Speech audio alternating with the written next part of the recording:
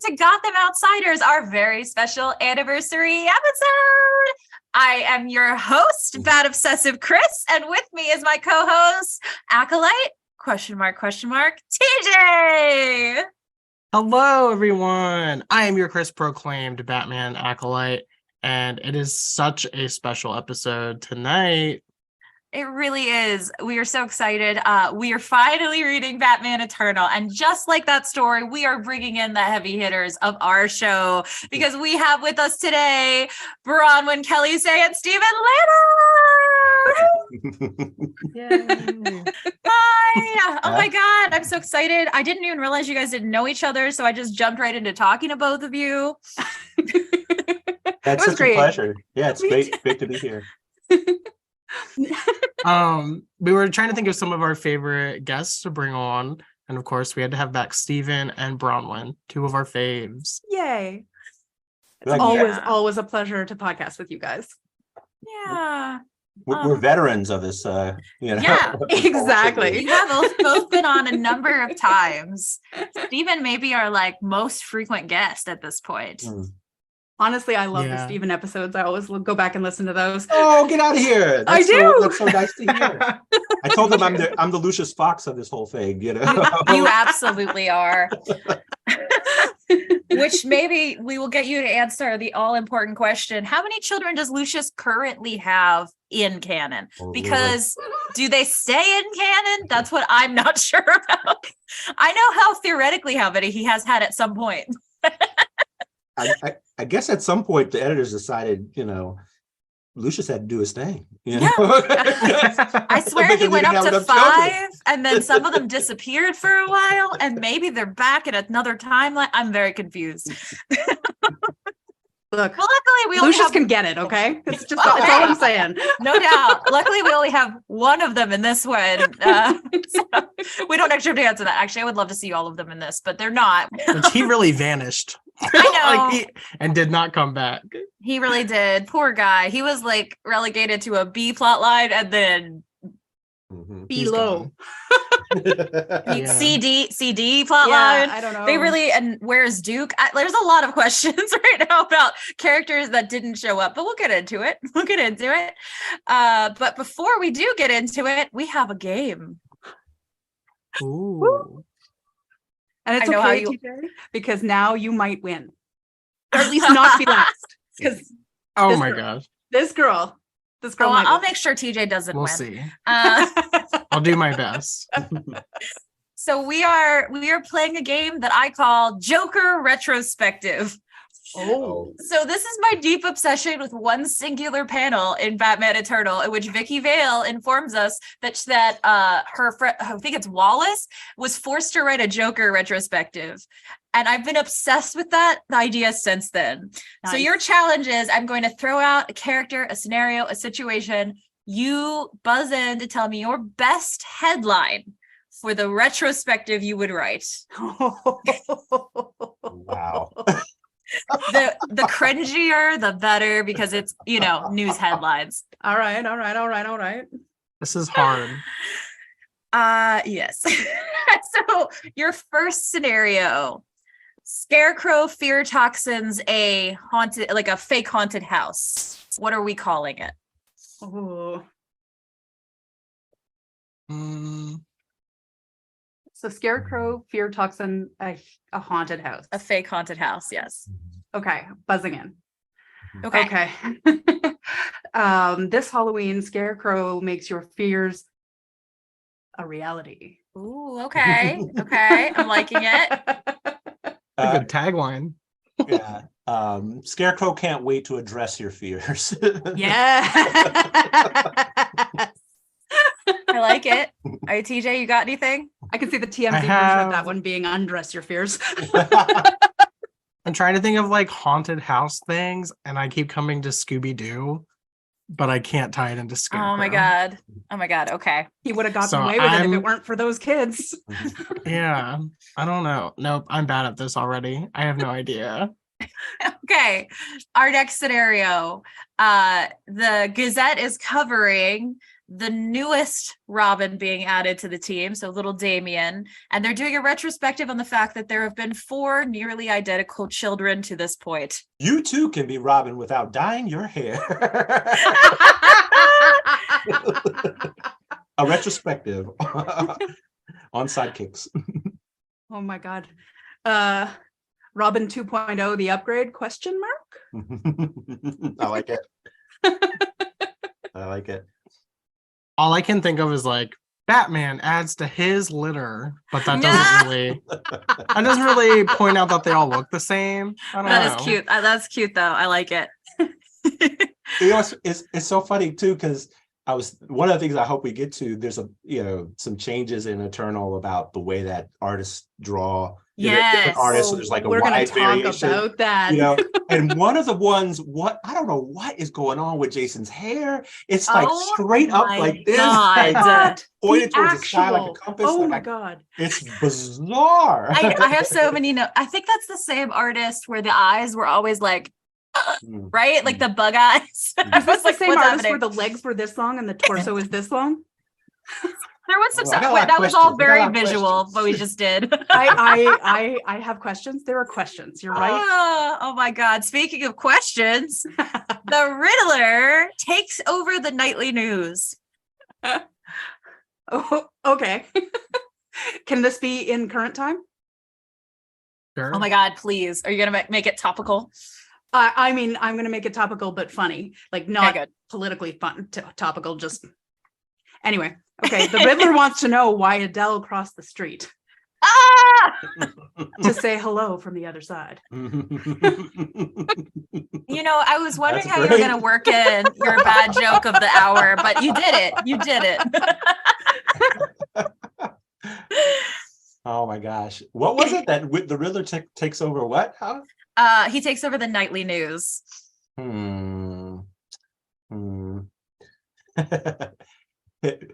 It would be funny if he took over the weather report. Ooh, yeah, I like that. Go for it. He takes over the weather report. What do you got? What's cold in the morning and hot in the afternoon? Don't even worry about it. The weather's going to be the same. I like it. Weather Riddles by Enigma. Yes. You know what? Maybe he'd be great at that job, actually. I mean, I think he'd be right as much as anything else. Right. Facts. I'm thinking. I feel like mine are so bad after going up through Oh, YouTube. you're good. Good luck getting the news tonight. Decoding. This is so bad. No, I get it though. Good luck getting your news today, deciphering these riddles by the Riddler.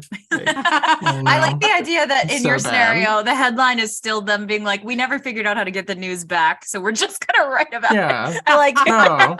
Yeah, I'm thinking like he's giving the news, but it's all in riddles, so no one can interpret it. I like it. That's I like That's what it. I'm going for in a really bad way. No, I liked it. It's funny if you gave the Riddler a platform, his petty self would be like, the Clue Master? Really? Yeah. The Clue Master? Yeah. I have that. This is my lane. Like, how dare you? Who do you I think own you all are? Questions and riddles. I mean, to be fair, I felt a lot of this book anytime the Clue Master was around being like, really? How dare? I know. And I kind of loved that every character that interacted with him did too. Like, Right? This bitch? What's he doing here? Oh God, it's so true. We'll get to it. But one of my favorite panels ever is when Steph is like, why did my dad have to be a terrible villain? I know. Oh my God. I love that in the entirety of this book, there are so many plots and subplots and interesting and whatever. And the Bat family interacts with all of them at some point, except that one, because who gives a shit? She's trying so hard to get anyone to pay attention to her. Story of Steph's life. Am I right? Oh my Anyway, we're gonna do it. All right. Final one. Batman and Catwoman finally tie the knot. Ooh.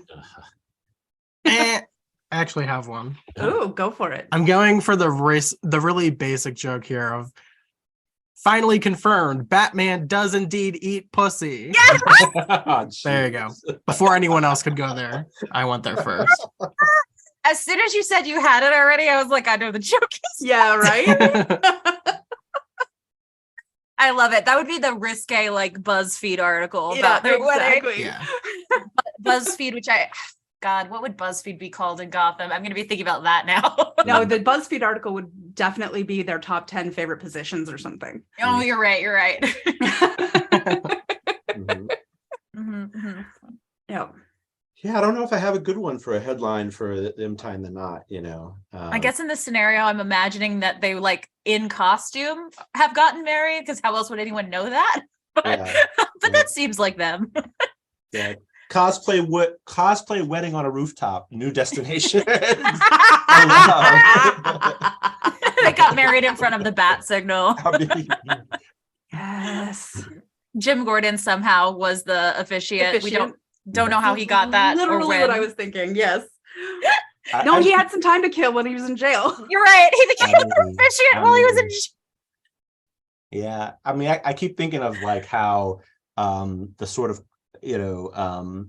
tourist wing of Gotham that's trying to get people to come because nobody wants to visit Gotham, Right. would use that as a as a Mhm. marketing tool. Can you love it. imagine, you're interning somewhere, or you have to intern somewhere, and the only job left is the tourism board of Gotham, and you're like, fuck my life. Oh my God. But if you even get one person to come, you are officially made for life because you Like- could put that on your resume. Like, I got a person to visit Gotham. This is either going to absolutely make your entire career, or you're never, ever going to make it. Mhm. I Ever. gotta say, Tourist Wing sounds like it would be a member of Batman Incorporated. Just saying. Uh-huh. Mhm. Well, that was beautiful. I think you all won. Yay! Oh, whatever. Except for TJ, obviously. But I think we're all just like ready to go on this. We have so much to talk about with Batman Eternals. So let's finally get into the volumes of Batman comic for which this whole podcast exists because of it. You think? That was my first thought ever. My first thought, I started reading this book, and I don't think I was even an issue in before it was like, dear Lord, this is a primer on all things Chris. I have the song, how you always have a song stuck in your head playing Mhm. constantly. Mine was the entirety of reading this was, these are a few of my favorite things. Mhm. Yep. Steph and Harper and Tim and Colts. Legitimately. Constant soundtrack. I of my life. legit forgot there was a side plot with the cult in it until I got to that. And then I started laughing hysterically, imagining you, Bronwyn, hitting that point and just, yeah. I cannot. I was like, this was clearly the most formative piece of text in young Chris's life. I'm hiding behind my mic because I'm being so perceived. Is this the Arkham plot we're talking about with the cult? This is every part Yeah. of this book, but yes. But like Yeah, legitimately, you know Okay. how whenever we read a book and Chris loves it and was like, oh my God, this is now my personality. No.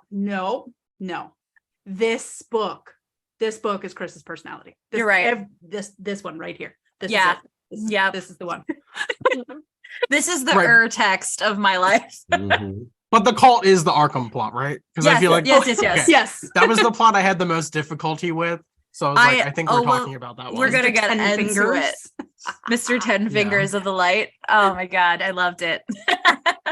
So where do we start? Okay, well, I And guess we're talking about the overall- first half, just Yes. issues 1 to 26. Yes. So I guess first of all, what were people's experience with it? Steven, you've read it before. Bronwyn hasn't, and Mm-mm. TJ has only read like an issue before, if I'm not mistaken. Actually, Yeah. this is my first time reading it. Is it really? Yeah. Why did I just wow. At this point, when I'm like, you've read all Batman things, but you read every Batman. No, it's my first time reading it, and it was, it is quite the journey. Yes. Eternal is an apt word Yes. for the experience of reading Yes. these It so is. comics.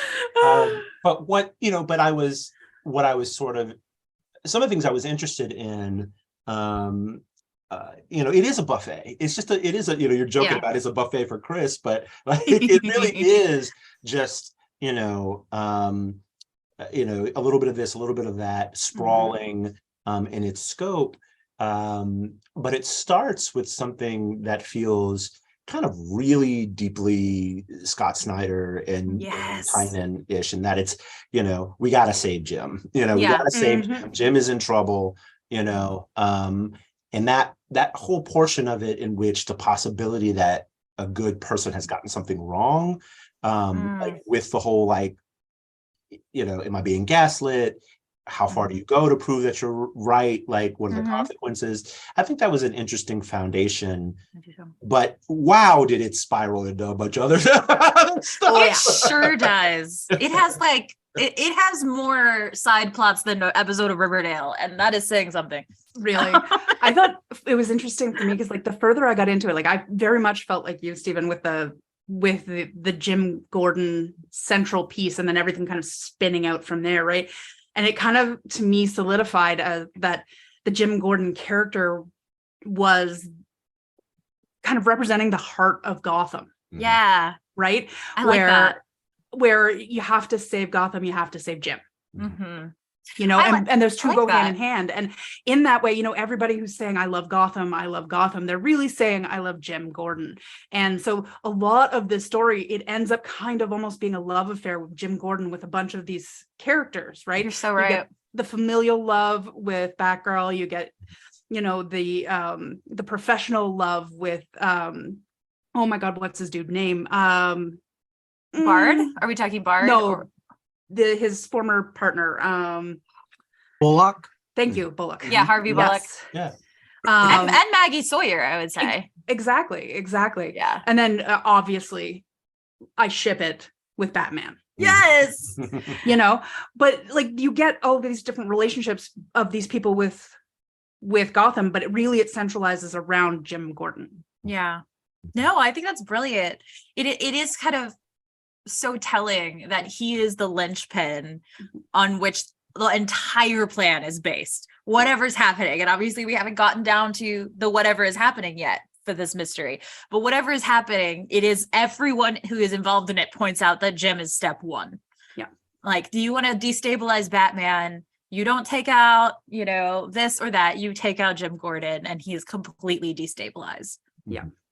There's an interesting thing too, because they're working with Red Robin being estranged, from Batman, Nightwing not being a part of that, right? So the Bat family exists, but that idea of who is Batman's partner, right? Well, Jim Gordon is in the position of Robin, right? He's literally just running through the streets, running through the subway, so right. Like awesome superhero stuff without a cape, with Batman. And at one point, Jim Gordon says you need to find a new partner because maybe I might have got it wrong or I need to hand it off or anything like that. That use of that phrase was interesting to me because that's not normally the way that I've seen in other Batman books, the way that Batman talks about Jim or Jim talks about him. Right?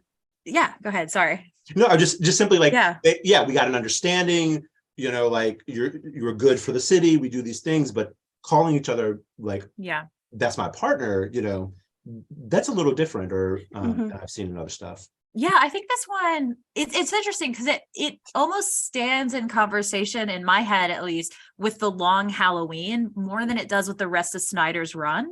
Because, in the Long Halloween, they had the trifecta that was the thing that held Batman up. It was Harvey and it was Jim. And then Harvey got taken out. And in this one, we see Jim taken out and Batman is not able to stand. He's not a tripod anymore, right? He's just Batman. TJ, so what did you think, bud? Because this is your you read like 2 issues? Yeah, I tried reading it forever ago. I think I read either like 1 or 2 issues, and I remember I found it really interesting, the plot line of like Jim getting arrested and trying to figure out what happened. But then, like, I don't even remember how far I got because I remember I found the change in art so frequently really off-putting.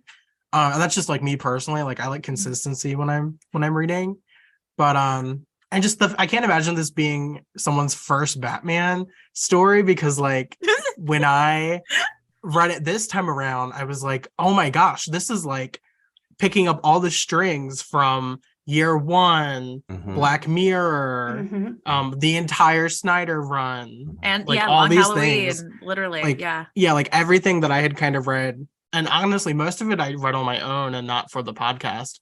But just for enjoyment. Like I was like, oh, I'm glad I went and read that, because now I know who Jim's son is, and that's cool. And so like it's just, it references so many things, and I actually really enjoyed that in this book. I feel like you're like the 25th person to tell me this was a wild place for me to start reading Batman, because it was. If listeners don't remember, this was my literal Batman book, because I was, just a teenager in the library, and it had a 1 on it. Picked it up, read it. I was like, 1 means jumping on point, right? That is something I've learned is not true. But I think that this speaks to my chaotic nature, that I was like, great, no idea what's going on. I have no idea who any of these people are. I know Batman. I'm ready. Let's go. I'll figure it out. I mean, I think it really speaks to the skill of the writers. Yes. That they are able to craft a coherent story that is something you can use as a jumping off point. And honestly, like, would I recommend it as a jumping off point? No, I wouldn't. But that said, like, my Batman reading is from a while back, like a long while back, because I hit Batman fatigue with the 85th book and the, all of the different resets and all of, and I just stopped. I stopped reading comics for a long time because it just angered me. And then when I came back into comics, I was almost no superhero stuff. It's not like, oh, I love Marvel as opposed to DC. Actually, it's quite, I tend more towards reading DC than Marvel, to be honest. But I don't typically read a ton of superhero stuff. I like other stories. But that said, I did know enough to pick up the threads. Of this, I did know who Jim Gordon's son was. I did know, I knew who all of these characters were. So they didn't come out of nowhere for me. So that was helpful. But I do feel like it was a cohesive story. I do feel like there was enough explanation for each of these that, given the length of time between when I read those stories and this, I was able to very easily just jump right in and go. I love and it. I feel like also it's a testament to the writers that they were able to keep a cohesive story going through all of the different art styles, because this is a visual medium. And I know that there's always a conversation to be had around the writing and the art and who should be top billed, blah, blah, blah, blah, blah, all of that stuff. And it's a valid conversation. It's just not one we want to have here. But I usually am like TJ. I value the art highly because this is such a visual medium. But damn, son, some of this art is not good. Some of it I'm deeply obsessed with, but oh god, there was some wild. No, some of it is incredible, and I took some screenshots just because I was like, "Holy crap, this is beautiful! This is such an evocative image. This is a perfect." Oh my god, you got to stay on this panel. But some of it is just off-putting. Like it's. I laughed hysterically how every single artist seemed to have gotten a different memo about what Bard looked like. And Bruce. I know, but Bruce, like, I'm kind of used to that with Bruce, but it was so funny because he's a new character anyway. And then I was like, who is this boy band hair having guy? And they were like, Bard. And I was like, did anyone short hair an issue? What's happening? Have any of you seen the movie The Room? Yes, no. 100%. Okay, Stephen, don't. It's terrible. It is literally the worst movie ever made. If you have an interest in seeing a truly horrific movie, like I don't mean as in like horror movie. I mean, this is it's horrific that it is a movie. Worst crafted piece of anyway. They in the end of this movie recast an actor, because the original actor walked off and was just like, this is a piece of, I cannot. And they don't tell you. They don't reshoot any of the scenes. They just throw in a brand new person into this role and then never even like. You just have to accept You it. just have to. So full bewitch, huh? Like, full bewitched. Within Bewitched a single in the middle of a movie. though. Yep. Like, wildly within a single movie. If you That's are, how I felt reading this.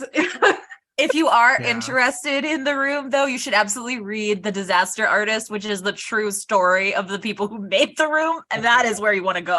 Yeah. Yeah. Well, Sometimes Bard was hot and sometimes he was not. I'm not gonna lie to you, I kind of liked his boy band hair, but I didn't know too. it was him. I was like, who is this man?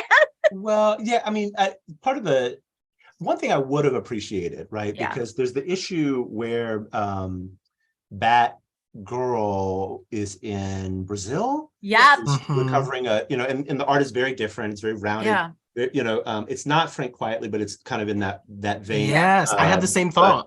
But it's I would not have mind, I think, if there was some thematic plan for the art. Like when we're with Batgirl, we're in this style. When we're with Yes. Harper Lee and Red Robin, we're in this style. Like I would have, we're in the main sort of like dealing with everybody in Gotham and Batman. We're in this. I would have totally fine with that. Absolutely helped the narrative. Oh yeah. Yeah. I think so too. But it is wild. But like this was coming out like what, once a week for a whole year. So I'm like hitting those deadlines, desperate to find someone. 100%. They were just like, yes. And no judgment, man. Like and so a lot of it was house style, just like straight up just house style art. And that, if you're doing a week by week, the fact that they could crank this out, it was very that's impressive. impressive. I will say also like it I think it was even more than just like who was available. I think they were doing, it's like an anniversary. They wanted everyone's style in there, which is, again, I think there's, like Steven's saying, a way to do that where it's like this showcases everyone's art rather than why don't we just compare them all and decide who you like better, which feels like not a great way to treat your artists. I don't know. Like this was, go ahead. Sorry, there's a feeling of like you read this book and you're reading the Wikipedia page on Batman. You just get it all. You're just getting everything in the kitchen sink, every kind of artist that would have done anything like that. But I do want to point out it's actually one of the covers by Andy Kubrick.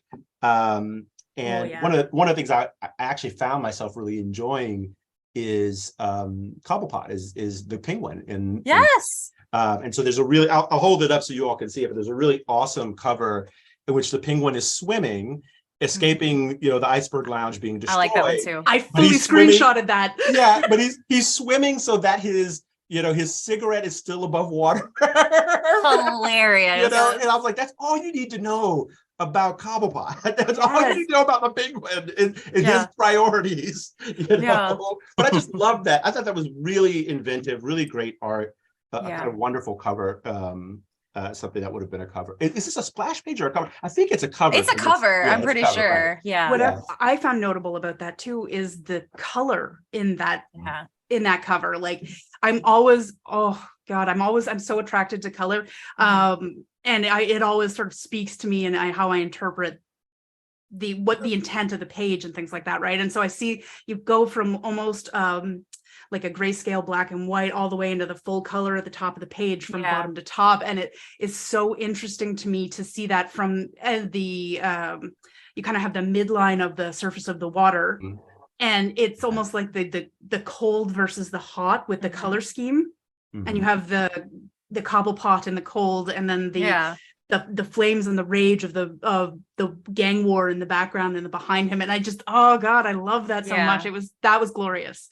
Yeah. I will say I liked for the 2 international scenes we get, there was almost a slight anime style added onto the scenes in the scenes they're in Hong Kong, right? I'm trying to remember where they went. I need to have kept better notes. There were so many issues that my notes suffered. But, and then when they were in Brazil, that was Ian Bertram that did those, and it had a feel like this felt like art from another place, which was I thought kind of interesting. I would love if the new Batman Incorporated did something like that. I think that would be fun, but with the other ones it just didn't, it wasn't as so consistent as with everything else, so it felt like it didn't shine the light on the fact that they were doing that as much. It's the thing that I think is most dissonant about the shifts in art is that what they suggest is a different tone. Yeah. You know, like so it's like, is this meant to be funny? Like, you know. Yes. And so that shift in tone is really hard to take because the writing, you know, even the, you know, we get, you know, what would be like the showrunners of Snyder and Tynan doing it, but we also get different writers doing that scripting, you know, and the dialogue. So, but it's pretty consistent. There's sometimes you know, I find some people a little bit more wordy. Batman talks a little bit more versus other places, but that change in visual style is just it's like you're watching a different genre of thing. And so that's a little hard to overcome, but you know, this is what I end up saying is, in order to really dive into this, and it almost presumes that you love comics. Yes, you're going to love the difference in styles, that you just have a love of comics. If you were to hand this to someone who doesn't read comics that much, it might feel like, you know, illegible, inaccessible. You know, exactly. Can we talk about the 5 years ago that they keep bringing up? Because I laughed every time. Oh my God. This is the one. This is the one with the impenetrable timeline. 5 years ago when he started being Batman, and yet somehow he has had 4 Robins. One a year. He was just churning them out. It's a Robin factory. Oh God. It is funny because I was trying to remember like where everyone, try to place this in time, remember where the hell everybody is. I cannot remember where Damian is. I do not remember. Dead. He's dead. Is he dead currently? Yeah, okay. He's dead. Yeah. And he just died in Batman Inc. Dick Grayson's dead too? is pretend dead. Dick Grayson. Yeah. This is during the period in time when Dick Grayson is over in the Grayson comic, being a spy, going his full 007 life with his little swirly face. Right. So, oh God, the swirly face. I forgot about that. Okay. It's amazing and I love it. But so that's why he's not here. So they all think he's dead, but he's I guess Batman knows he isn't, but that's it.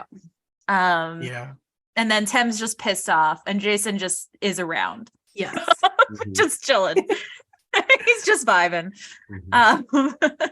But Jason, oh no, Jason. Jason and the hair and the oh no. Jason's mask too. This is in the era where they occasionally draw the mask like it's skin tight. He's the mask. Hate it. It does. It looks like Jim Carrey's the mask. You're so right.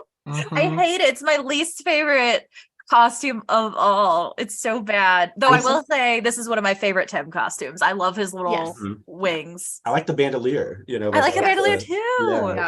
Yeah. I know some people call it his like Las Vegas showgirl wings, and I'm like, fair, but I do love it. You say that like it's a bad thing. So, you know, we should have known he was the gay one years ago. Yeah, I mean, there's so much there's a lot of fan service in this as well. Yeah. And when they're in Hong Kong, you know, and they're with the Batman of Japan. Yes. You know, they're both, you know, he's away from Japan in Hong Kong and Bruce is there too. They're in a safe house, and in the safe house there's a Gojira, there's a Godzilla, you know, like taking the place of a dinosaur. And I'm like, oh my gosh, y'all are the biggest nerds. I know. This is I was dying. Yes, exactly. So I was dying. There was a lot. You're right. There was a lot of like little. Yes, it's so good. There were a lot of little references like that. I became deeply obsessed with reading everything on all of the chalk and or whiteboards in this comic, and it was killing me. One of my favorites was Jim Gordon's board was cold cases. Joker? Question mark. Oh my God. I'm not sure. And Harper's dialogue at post meeting Tim and hanging out with Tim is giving me life. So funny. Everything that comes out of her mouth is gold, Jerry. It's hilarious. Like it's really good. I love Harper so much. Oh God. I like their bromance. That was really do. They are such bros. I love it so much. And also, oh my God, Penny too. I love everything. The snark out of Julia is glorious, like chef's kiss. I love it. It's Julia, a very rarely ever seen character or reference for that matter. I was like, I love that they're like, this is the anniversary. We got to remember this character exists.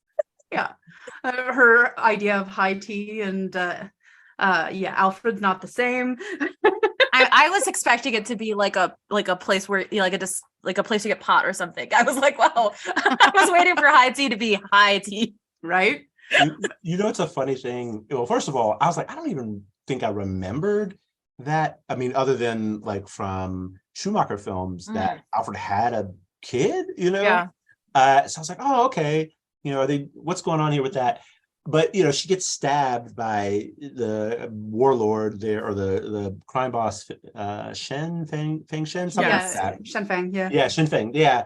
And, you know, what is so bizarre in a kind of like space equals time, Scott McCloud sort of moment is the two Batman are discussing what to do. She's bleeding out. Like, Oh she's my God, literally right? She's like, stabbed, bleeding put on some the pressure on ground. the Like, wound, what are man? you gonna do about it? I'm like, you should have already did something, buddy. Like, Yeah, they've had a full conversation. They've greeted each other. They're not even on the topic of what to do with her until like 5 minutes after she got stabbed. I mean, somehow she survived on some like Wolverine shit, like, you know. Like, She's a Pennyworth. They are hardy she's probably people. taking care of her own wound. She's doing her own shit, like, because you cannot count on the men in this one. I'll tell you that. You cannot. what are y'all doing? Like, now, granted, I get like narratively what's happening is they don't know who she is. They don't know if she's an enemy or whatever, or should we, whatever. Yeah. But this is some like weirdness. No, you and you know what? know? Like, if you're gonna come up in my face and tell me Batman doesn't kill and blah blah blah blah blah and all that nonsense, you cannot let him sit there and watch somebody bleed out when he could have done something, because that, my friends, is killing someone. Yes. Oh, he really does that all the time. But it's just a straight up lie that there aren't casualties. He doesn't directly kill, but he has Not let so many helping when people you die. could is directly killing somebody. I'm sorry, it is. You're right. You're so right. You can absolutely be sued for that. So just FYI, putting it out That's there. fair. You're not wrong. You're not Can wrong. we linger on Jason, Barbara, and Batwoman, that plot? Oh my God. You mean the trifecta of queers that we had? Yeah. And Well, I did you kind of love wanted the to. tension there. There was some tension for a family thing. Yes. Whew. Okay, I just Oh. want to say, I want to take back something I've said before. I'm excited for this. And just say, I think the Babs Jason shippers are making some points. That's all I'm gonna say. Yeah. I was feeling it. I'm That's so sorry. funny. It's funny because sorry. I was like, Batwoman and Batgirl. Now there's where the vibes lay. And you know I love me a thruple, so It's true. I don't It's know. true. Jason was like pining real hard, and He then Tim was. even I makes did- fun yeah. of him for it. I did And I was love like, his "Oh." I loved his she was the best of us. We never could be as good as her. She's amazing. Look at her. And I was like, Jason, Yeah. you good, bro? Like, right? Someone really shipped it. Take a minute. Oh. So I don't know. I feel like, I read the 3 Jokers, and that was one of my least favorite parts of that book. And Mhm. now I'm like, know someone what? read Batman Eternal and just really wanted to go there. Somebody got it. Speaking of Yeah. ships in this, Jim Gordon and Batman. Good Lord.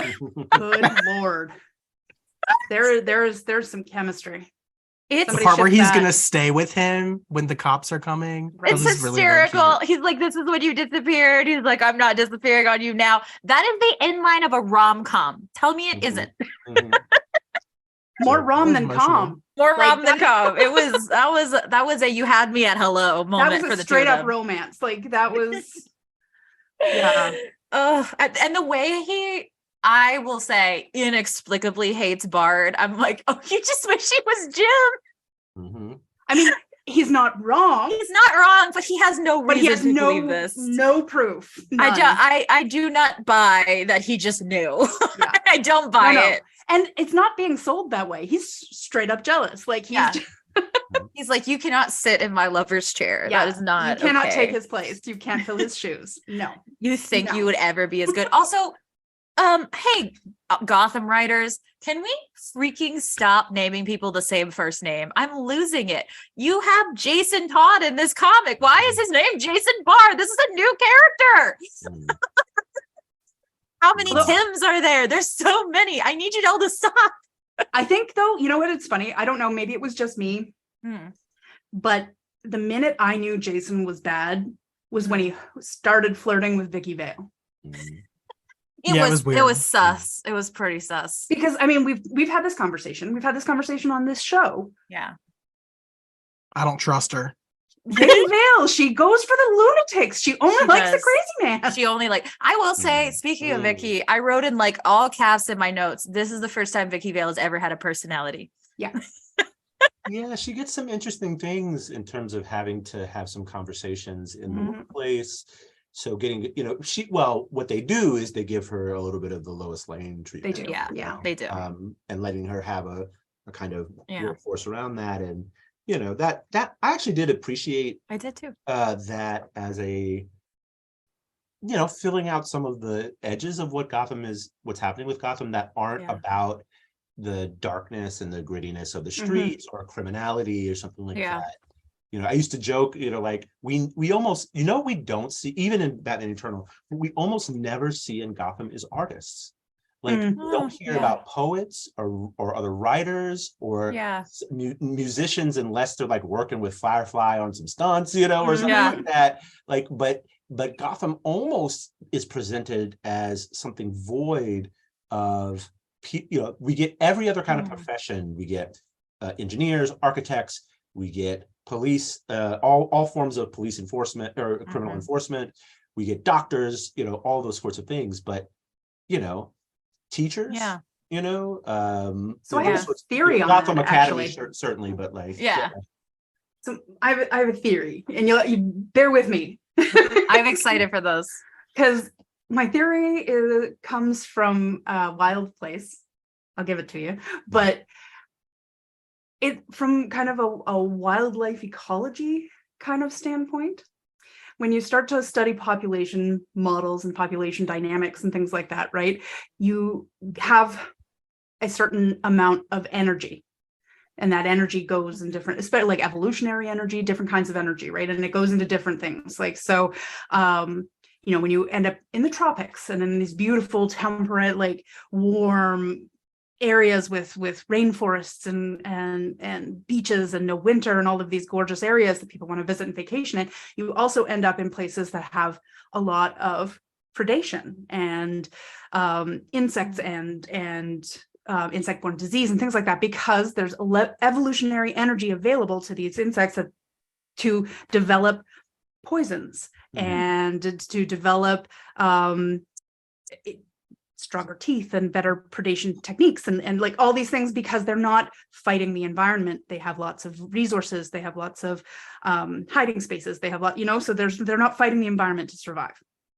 Whereas up here in Canada, where we do have winter to varying degrees, depending on where you are, because Canada's huge, we don't have those types of issues. We have other ones you have to deal with. And the reason that we don't have poisonous spiders or poisonous snakes or, a lot of insect-borne disease or anything like that is because those species have to put that energy into surviving the winter. So I extend that theory into Gotham. I told you it was coming from a wild place. I love it. But there isn't a lot of population energy in Gotham to put into the pleasurable things, right? Yeah. They're just about survival. Gotham has been dark for so long. There's not a lot, there was a whole range of DC where you weren't allowed to smile in Gotham. No one was allowed to have pleasure in Gotham. So you couldn't have art. You couldn't have poetry. You couldn't have poets or people whose raison d'etre is entirely about providing pleasure and sensory experience, because all you put your energy towards as a population is survival. Right? Well, one would say, though, I fully agree, and I love this theory, but I would wonder, you would think that there would be underground art, right? Because in situations where we see people going through that kind of trauma, we don't see necessarily the art studios and whatever, but we do always see art anyway in those situations. It just might not be celebrated. So I don't know, maybe down there in the sewers, Killer Croc has a whole art commune. We don't know. I mean, he had that install. Definitely did, right? and it's interesting too, because what you do, and just to clarify that, one of the things I think you do see, because you see graffiti. Yes. So there's street artists there. Yeah. My favorite. There is a kind of wealthy elite and Gotham who have art in their homes, right? So unless we think that they're just importing all of that from, other places in the universe, what I guess what I was really trying to point out is that we do see artifacts, we see sculptures, et cetera, et But we cetera. don't meet art. But we don't see artists. We don't have artists as characters. That's It's the lives of those people who that we don't see. Are just absent, like just completely. I mean, to Bronwyn's point, like maybe it's that they can't stay in Gotham. Like they gotta It's unsustainable. I mean, it's like a small town in Kansas. It's like, nah, I'm gone. You gotta go. Yeah, exactly. There's an art commune in Austin with my name on it. Or maybe they all, the rich ones go to Gotham Academy where they have an art teacher, that's really an interesting point. I just suspect that all of the rich people have art bought by like one of the talons of the owls. Like that's probably, and it all has those little eyes that you can like lift up and look through. Can't have artists unless they're in a cult in this world. 100%. But it's interesting that you bring this up because the creative types in Gotham that we do see are villains. Because I don't think you could argue that people, even Pig here. God, we have to talk about Pig, unfortunately. Even He's an Pig artist. The creator, thinks himself an artist. The Joker definitely thinks of himself as a creator. I think Harley is a creative type. It's almost like the creative types in Gotham are seen with a little like suspect in a way. And I don't know what that's saying. It's actually, I've never thought about it before, but now I'm curious. Yeah. And there's a weird, I mean, maybe this is something self-referential in which artists are pathologized, right? So Clayface is a former actor. That's right? true. But he Yeah. turns into a monster, Yeah. The dude they come and try to get from Brazil is an actor also, but he's been sort of, infected by those scorpions and like brainwashed and all that, or at least that's what he's claiming. So there's, I mean, Vicky Vale is about as close as we get to a non-pathologized art adjacent, person. But then, yes, as you mentioned before, often she's just, she has the personality of a doormat, Yeah. She's usually Bruce Wayne fake girlfriend number 2, Yeah. So I was excited for her to have a personality, even if it wasn't her own, and it was just Lois Lane, which it was. TJ, what is it that you like about the Red Hood, Batwoman, and Batgirl sort of tension, the battle, like, what is it that's sort of evocative for you? I don't know. So I mentioned just the Jason Todd Barbara thing going on. And like I wasn't a fan of that, but then I don't know, there was something to me like kind of romantic of like him trying to prove himself to her, and like she's in a dark place, he's been in a dark place, and he's trying to help her. Like, I don't know, I just really liked that. And the scene where she's brainwashed and they're fighting, and then he does the memory thing and they hug, like that was just really sweet. And like him having the nickname BG for her, like that was really cute. Like I don't know, it just felt like the writer writing those issues had the Jason Barbara agenda, and I just thought they got me. I don't know. It worked. They sold it to you. It does feel a me. little like Eternal is a thought experiment where all the writers were like, who have we never put together in any scene? What if we do that? So that we get Batwing with Spectre. Like, who would even? Yeah. That seems like a random number generated duo, but it was really entertaining to have your like tech guy with your full mystic spirituality guy. And like there's one shot, and I took a screenshot of it, of the two of them approaching Arkham, and it's all like outlines, like they're just outlined in black, and then Arkham is in color in the back. And oh my god, it is the most evocative panel. Like it's gorgeous. I don't know if it's a cover or a slash or whatever, but oh my god, it was beautiful. And like Luke's wings are out, and it is just stunning, and you can't in that moment tell the difference between the tech and the spiritual. And I think that was sort of the point of the picture to some degree.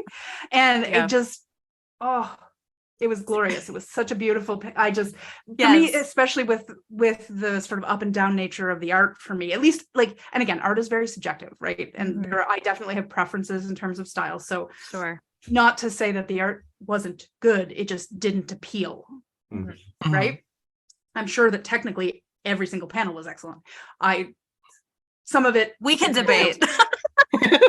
Hey, I'm they a had to get scientist. these I'm out not an art fast. critic. I can't. That's not my place to critique the art in that way. Just No pressure to backpedal. You're fine. Yeah. just my preferences, and some of it I did not enjoy, but some of it was so glorious. Some of it, like it, so that it was just the wild swings.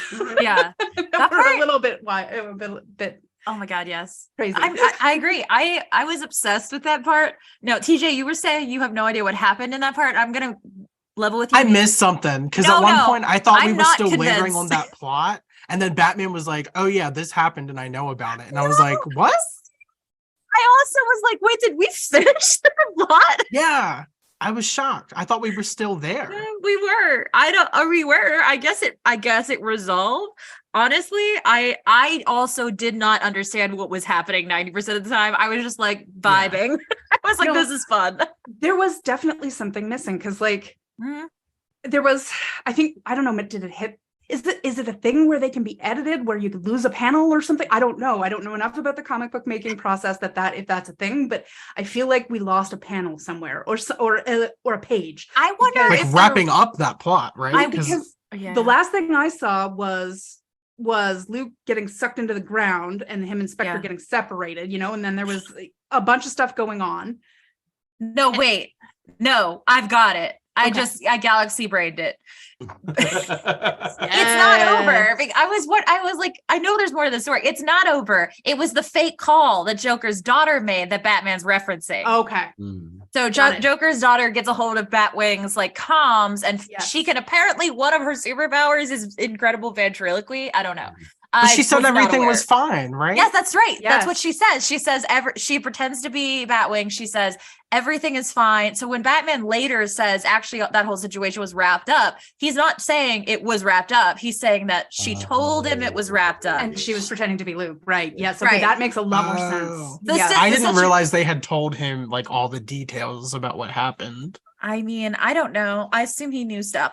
That part I don't know, but the reason he's saying it was wrapped up is because he was lied to and told it was wrapped up. Yeah, but you are right. It is not clear how he got the information he had other than that, but whatever. Yeah. Yeah, because he definitely seemed to have more information than that one phone call would imply, or phone call, like comms report. I don't know. Anyway. Speaking of that comms scene, I started cackling because in that scene, Bruce is so unusually complimentary. He never compliments anyone. And he is like, Batwing, you've really been able to like make it your own. I'm proud of you. And I thought he was in on it. No, I was in on it. I thought that was how he was communicating, that he was in on it, that it wasn't real. That would have been like, funny. Oh yes, Batman's figured it out. I think it's a worse kind of humor. I think that poor Batwing missed the one time he's been complimented by Batman. Joker's daughter is the one who heard it. Batwing has no idea. I really did. I thought, okay, well, this is great. Batman knows. He's figured it out. He knows. Never give a compliment. No, he did. And ironically, the one time the person couldn't hear it. Poor Luke. I know. Yeah, oh my God. There's so much. I was going to ask a question about what you all found to be the most surprising across, since we like recognize all the sprawling things and different things that it touches. And we can even recognize that kind of pastiche in which, it seems to be talking to the Long Halloween and also to Hush, because Hush shows up. So these Jeff Loeb stories that it's kind of talking, paying homage to. But there are small moments that, I just found myself either surprised by the iconography or surprised by some action that the writers chose to take. So like even on the very first panel, right? The page, we get like a Smallville like reference. Like we have Bruce in a cross-like position that's like almost identical to Clark in the first episode of Smallville. Like I know there's something odd about that. I mean, it's not the first time he's been chained to the bat signal, but but one of the most surprising things for me, and I'd be interested for what it is for you all, is watching the Penguin just completely own Carmine Falcone. Just be like, you ain't ready. You don't want these problems, Carmine. Like, you don't want these problems. I was gonna say Penguin's probably low on my list of Batman villains that I have ever cared about. In this one, I was just like, yes, Penguin, go to town. We're on your side, my dude. He was ready. He was prepared. Like when he came with no suit on, he was in his murder onesie. He was like, love the little murder onesie. Oh my god. And didn't bring any friends. He's like, No. well, I got it. No He's like, henchmen. "Mm-mm." Me and this umbrella. That's all I need. Yeah. I'm That gonna was cool. fuck you up. And Carmine was scared when he opened the door to that. He was like, I have made a mistake. It was I at thought that he was moment- gonna it was die. at that moment I did that too. Carmine Falcone reconsidered all his life choices. Yes, right. Oh Well, my I was God. confused as to how Falcone was even alive because we keep talking about Long Halloween, Yeah. and he very much dies in that book. I mean, So I know I we're think- retconning a lot in the I was 5-year gonna thing. say, I think we are retconning a lot because in this version, Penguin ran him off instead of him dying, Right. I guess. But it I felt just- like I thought Falcone was really going to be a major player because Mm-hmm. they made such a big retcon. And the fact that he just leaves like halfway through and is like, haha, just kidding, it's not me. I was like, why did we like bring him back and make a big deal about it?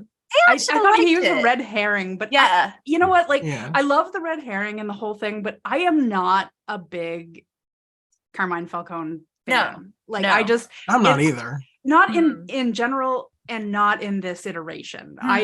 He's what did they say? All hat, no cattle. Like, Yes. I just Mhm. he's not like Penguin. He's gross typically. Like like you said, he's not one of my favorite bat villains because I have a particular aesthetic and he does not meet it. And that is shallow and that's okay because I read books for fun. So Okay, his vibes are way he's off. I not a get real you. person. It doesn't matter. But he's gross to me. I don't like him. I don't like looking at him. I don't enjoy reading about him, you know? But in this, Yeah. he's badass. He backs up. He throws it down and he backs it up, you know? Like, Are you talking about violence or dancing, Bronwyn? Did he yes. seduce you a The little bit? answer is yes. Okay. But, and then you get Carmine and he's just like, oh, I'm the biggest badass around. Nope, just kidding. It was my boss. I'm the biggest badass around. Yep, I paid for that win too. Yep, I'm the biggest badass around. I'm a white guy who came into money. 100%. Yeah, he was kind of boring. I guess maybe that's why I liked the reveal that he isn't the bad, because again, I don't Yeah. care about him either. And I thought it was kind of fun that you're like, Batman is doing all of this, giving him credit. And who is it? Somebody in the story, it's his old mentors, right? That's like, you're Mhm. giving him too much credit. He's not that smart. Like, this cannot be him. He's not all that in a bag of chips. He's barely a bag of chips, friend. Yeah. Yeah. Well, like his Oh. big thing is that he's maybe Catwoman's dad. And like that was in the Long Halloween and the new movie that just came out. Yeah. And, And like, then she, and then we she said focus on her dad other was dad. the other guy. Yeah. yeah, it was, so it's weird. It's like, who's her dad? I don't know. Who My cares? revisit. She yes. has totally made herself. Yes. Yeah, True. that's true. Her dad Oh, has never been in her life. yeah. And all he did was contribute some DNA. So Yeah. let's stop talking about Catwoman's dad for a minute, okay? Because Catwoman has done it her own damn self. Absolutely. And I loved her in this. I thought she was at her best, at her like sassiest. Her little one-liners were great. But good Lord, some of the artists, talking about like problems we have with artists, some of the artists were like, what if she awkwardly shoved her butt into every shot? Like, what if? And I know Single that shot. happens. And it should shine. All It should of the shine. time. She has None the of the other shiniest butts, ass. just her butt. Her ass be shining. Tim's Nobody- butt shined on that last cover, I was issue gonna say, 26. it was only her and Tim with the shiny butt. It's because, I get it. Nightwing's not here. Our badunk Yeah. quota is low. But I was like, that And physical position is not Godspeed, possible. Tim, for filling in. Yeah. But oh my God, the Yeah, Catwoman art. Oh, thank you for bringing that up because I didn't Yeah. want to. I didn't. No. I didn't want to It's- do that to your favorite book, but it was making me No, I stabby. get it. It was me too. And it was interesting because I felt like it was in a book in which the other women were treated better than usual. Because I was Right. like, Steph, Babs, like Vicky was treated better. And then I was like, I guess they made up for it by getting their sexism total all in just one character. Like, Just, Vicky looked like Amy Santiago from Brooklyn Nine-Nine. Like, I swear. that would would be It good has a fun salmon casting. lining, That's you know, true. like That would be amazing casting, Bronwyn. right. You just blew my mind. Yeah. So TJ, oh, sorry. Go ahead. I was gonna say, TJ, what did you find most surprising, do you think? I don't know. Like, I guess the Bard reveal, because I know it might seem obvious, but like, I don't know. I got to really like him, and like when Batman went to be like, "Oh, you're a good ally," and then you find out, you know, in that moment that Batman finds out that he did something shady and called Penguin, and that's why Penguin murdered all these people that we were just talking about. Like that when that scene started and I got the vibe, I knew instantly Bard wasn't a good guy just because of the vibe Batman was giving. Yeah. And up to that point though, I was like team Bard. Like I thought he was great. So then I was like, oh, okay, he's just kind of like morally gray. And then once you find out, no, he's in on it, like that did surprise me because I thought he was gonna go to the jail and get Gordon out. Like I thought we had wrapped up that portion of the plot. And I was like, so, okay. I was a little surprised. Like, I guess I should have seen it coming, but it surprised me. It surprised me the first time too. I think they do a surprisingly good job of like fleshing him out and making him interesting. When he gets his hero moment with that plot, which is genuinely brilliant, and his little like Maggie Harvey trifecta and the little conspiracy layer he has set up, I was like, good. On board. I'm here for him. And then it's like, surprise. As soon as he revealed that he had called the Penguin, I knew he was bad news. Like for me, that was the moment that I was like, oh no, this guy's a bad guy. None of the rest of it surprised me. Like everything after that, I was like, nope, he's in on it. He's in on it. I knew. But what surprised me, like what you said, was when he went to the jail. I didn't, it's not that I thought he was going to get Gordon. I thought maybe he might kill Gordon. Yeah. But I thought, nah, you can't kill Gordon. Like it's too early in the story. That's not even a thing. And of course, I mean, nobody dies for real in these anyway, so it doesn't matter. But this is too early. We're only reading up to 26. We still got 26 episodes to go. It's too early. So I don't know, but I thought I thought he was working with Gordon's son. So I guess it really got me, the jail part, because we just said we had that reveal where we found out he had done something shady. And I guess to me, I was like, oh, that's it. That's the twist with his character. And it made him more interesting to me, actually. And then it was like, oh no, we're not done. Like, surprise, he is a villain. I kind of wish they hadn't gone that far because I found him very interesting. It would have been more interesting. It would have been a bigger surprise to me if they hadn't made him in on it, because morally gray is actually a tougher thing to do and not something you see a lot of. You know, as soon as they made him morally gray in a Batman comic, I'm like, no. Right. You knew. I didn't know. Yeah, that's only Jason. only Jason and now Ghostmaker are allowed to do that. No, you've got to be a raging bisexual to get away with it, apparently. You know, it's something, TJ, something you're bringing up there. You know, it's how that reveal works.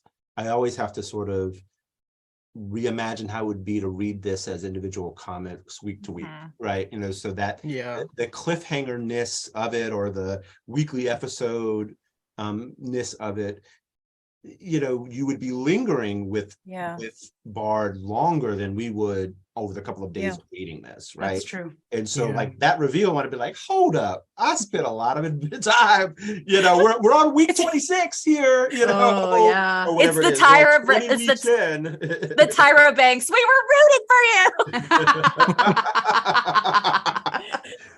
But you know, the only issue I have, I think, is how much sometimes they make Jason Bard, and I always forget Jim Gordon's son's Junior. Oh, right, it's a James Junior. That's right. Yeah. They draw them sometimes in which they look alike. Like, the same person. So if you were skimming and just being like, wait, hold up, why is Jason? Oh, that's not Jason. That's, you know, you could just visually, there's too much that's like really, really close in those moments. That I know. The one he had an eye patch in this, and I totally didn't realize it. I had to go back and look. I thought it was just shading. It was behind shades. And that's okay. So that's why, and that was the one thing I noted that made Jim Gordon Jr. stand out, was because, because it was the same as you, TJ. I didn't see the eye patch until they mentioned it. Because same. So Jim and James were talking, and they both have the hair and the glasses and whatever, and you can see the familial resemblance, and they're really trying to make that clear in these panels where they're both on it. But it's the anime thing, and they do this, and they do it on purpose, and they always do it. And so a good guy who wears glasses, you can see through the lenses. A bad guy who wears glasses, you cannot. Yes. Right. James Gordon Jr., his glasses are opaque every panel. There's never a panel you can see through his glasses. So you can't see the patch unless you are looking specifically for the lines on his face that hold the patch on. So I definitely had that moment because it's supposed to be this big reveal, right? Where you flip the page and it's like, it reveals the character. And I was like, Bard. Oh, fully did not land. And that's the problem with the changing art too, right? Is because, you never know what Bard's going to look like. This is clearly him. He is clearly a shapeshifter. I feel like that's the part of the story we're not focusing on is Bard's shapeshifting. Oh my God, is that going to be the reveal? Is that actually Bard is James Gordon Jr.? But a shapeshifter? I know, is he gonna come back? I just read Black Mirror, which I think is the story where he gets the eye patch by the end. I think so. Steven's nodding, so I think I'm right. It was really good. So I'm like, when he popped up, I was like, Steven, we trust. I was like, he's gonna be a part of this, and then and I thought the idea of Jim considering breaking out with him was really interesting. Mm-hmm. So I wish they would have done more with that. Yeah. I really did like that, where he's like, I only came up here to lock the door, and Batman's like, really? That was cute. Yeah, I know. Batman's like, how long have I known you? 5 years, apparently. But it's been a very, very long years. 5 years. 5 years. So one of the things that I was obsessed with in this story too, and it has a lot to do with the conversations we've had sort of all along our time at Go, is this idea of the infallibility of Batman and how the story is nope, no, not at all. But there are people that perceive him as that way in this story. Jim is I made a mistake. It's not like I'm Batman or something, which is very interesting in a story where Batman's constantly making mistakes and constantly not where he's supposed to be and running out of time and not catching things and things like that. Yeah, I think it's really more telling of the people who perceive him as infallible than it is of him. It's interesting because it is actually a plot point, where the mayor is going into, the lockdown and the, I don't know, what is it? Military come in. Martial law. Thank you.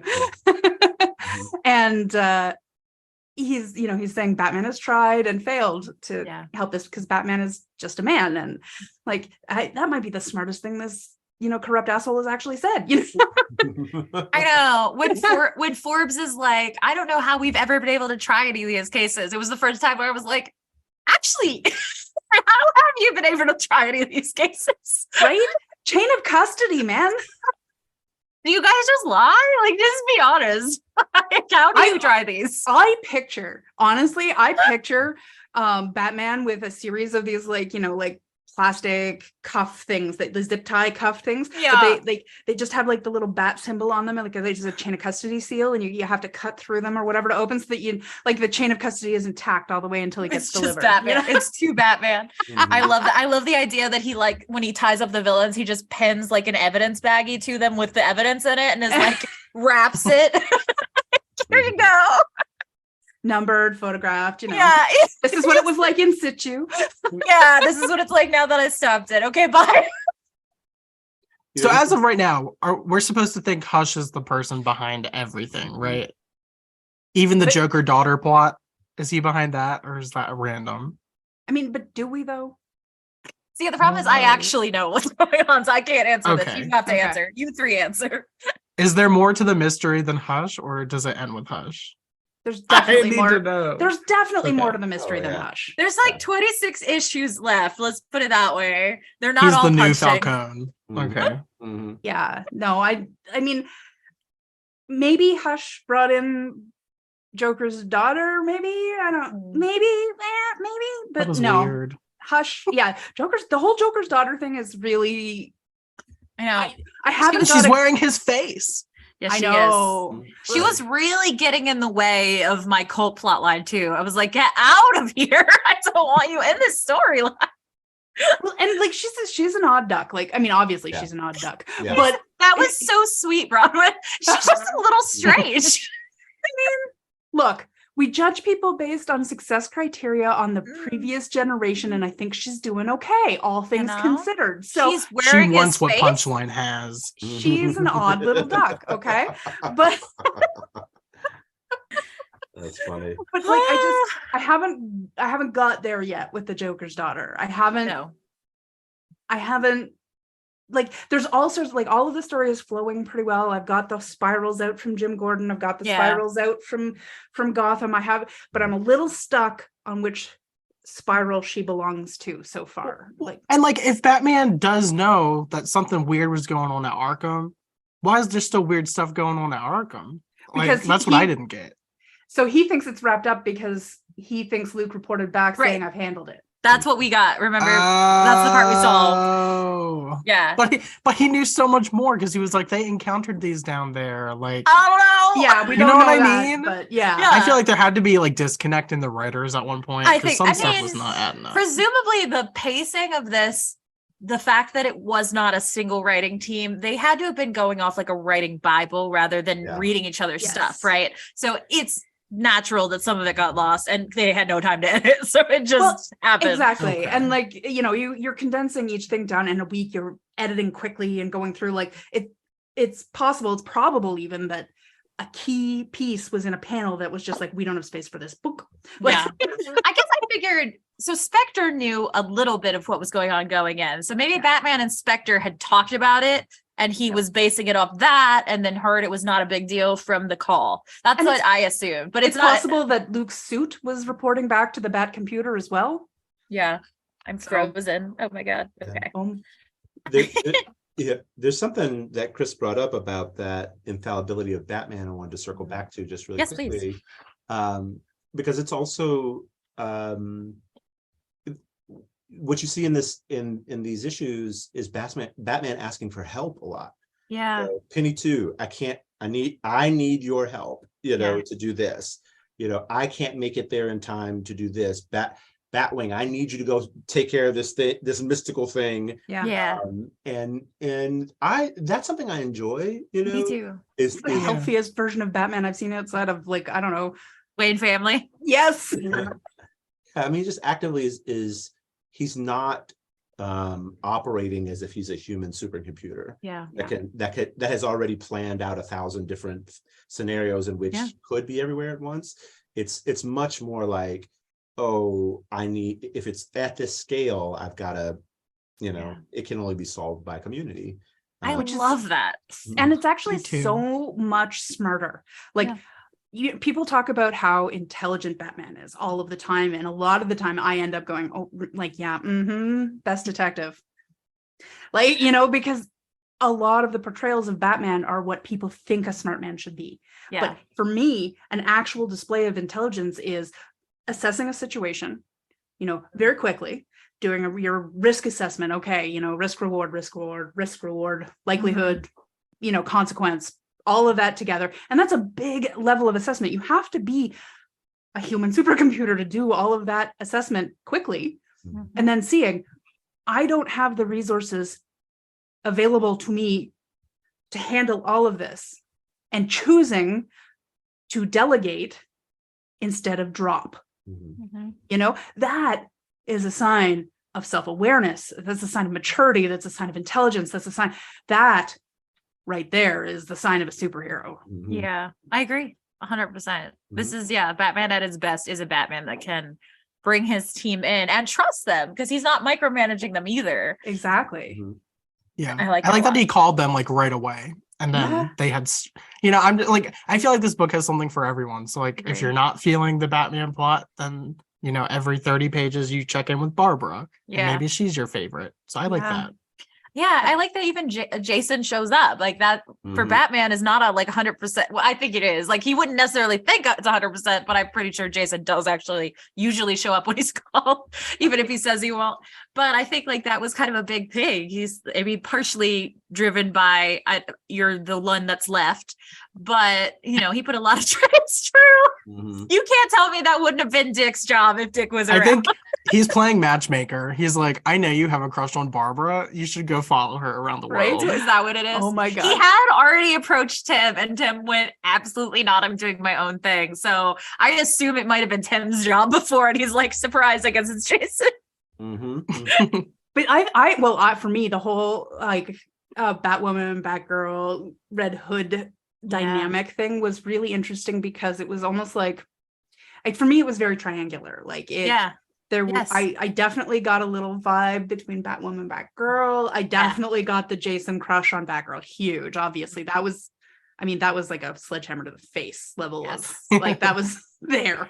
That was not subtext. That was text. Yeah. That's why it surprised me because I didn't realize it had ever been text before recent. But I definitely got a vibe like sort of Batwoman, Jason, Batgirl kind of combo.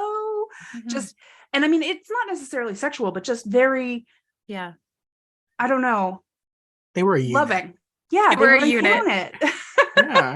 And I kept calling them Team Red in my mind. That's cute. Yeah.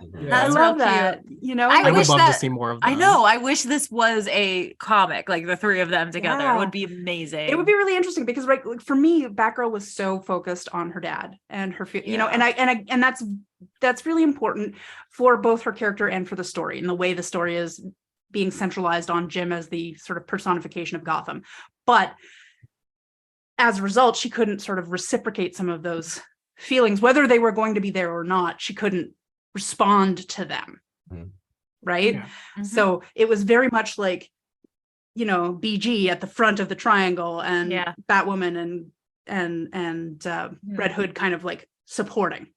You know? But it was kind of an isosceles as opposed to an equiliteral. I'll tell you that, you know. I do love that, you know, Babs is leader. Jason is clearly like the sledgehammer, you aim in a direction, where Batwoman is like sneaking in the shadows and doing the, if this was a D&D party, we have our rogue barbarian and our like human fighter. Exactly.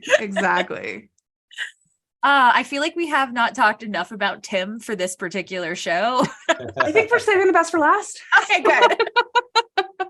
Because the Tim Harper stuff.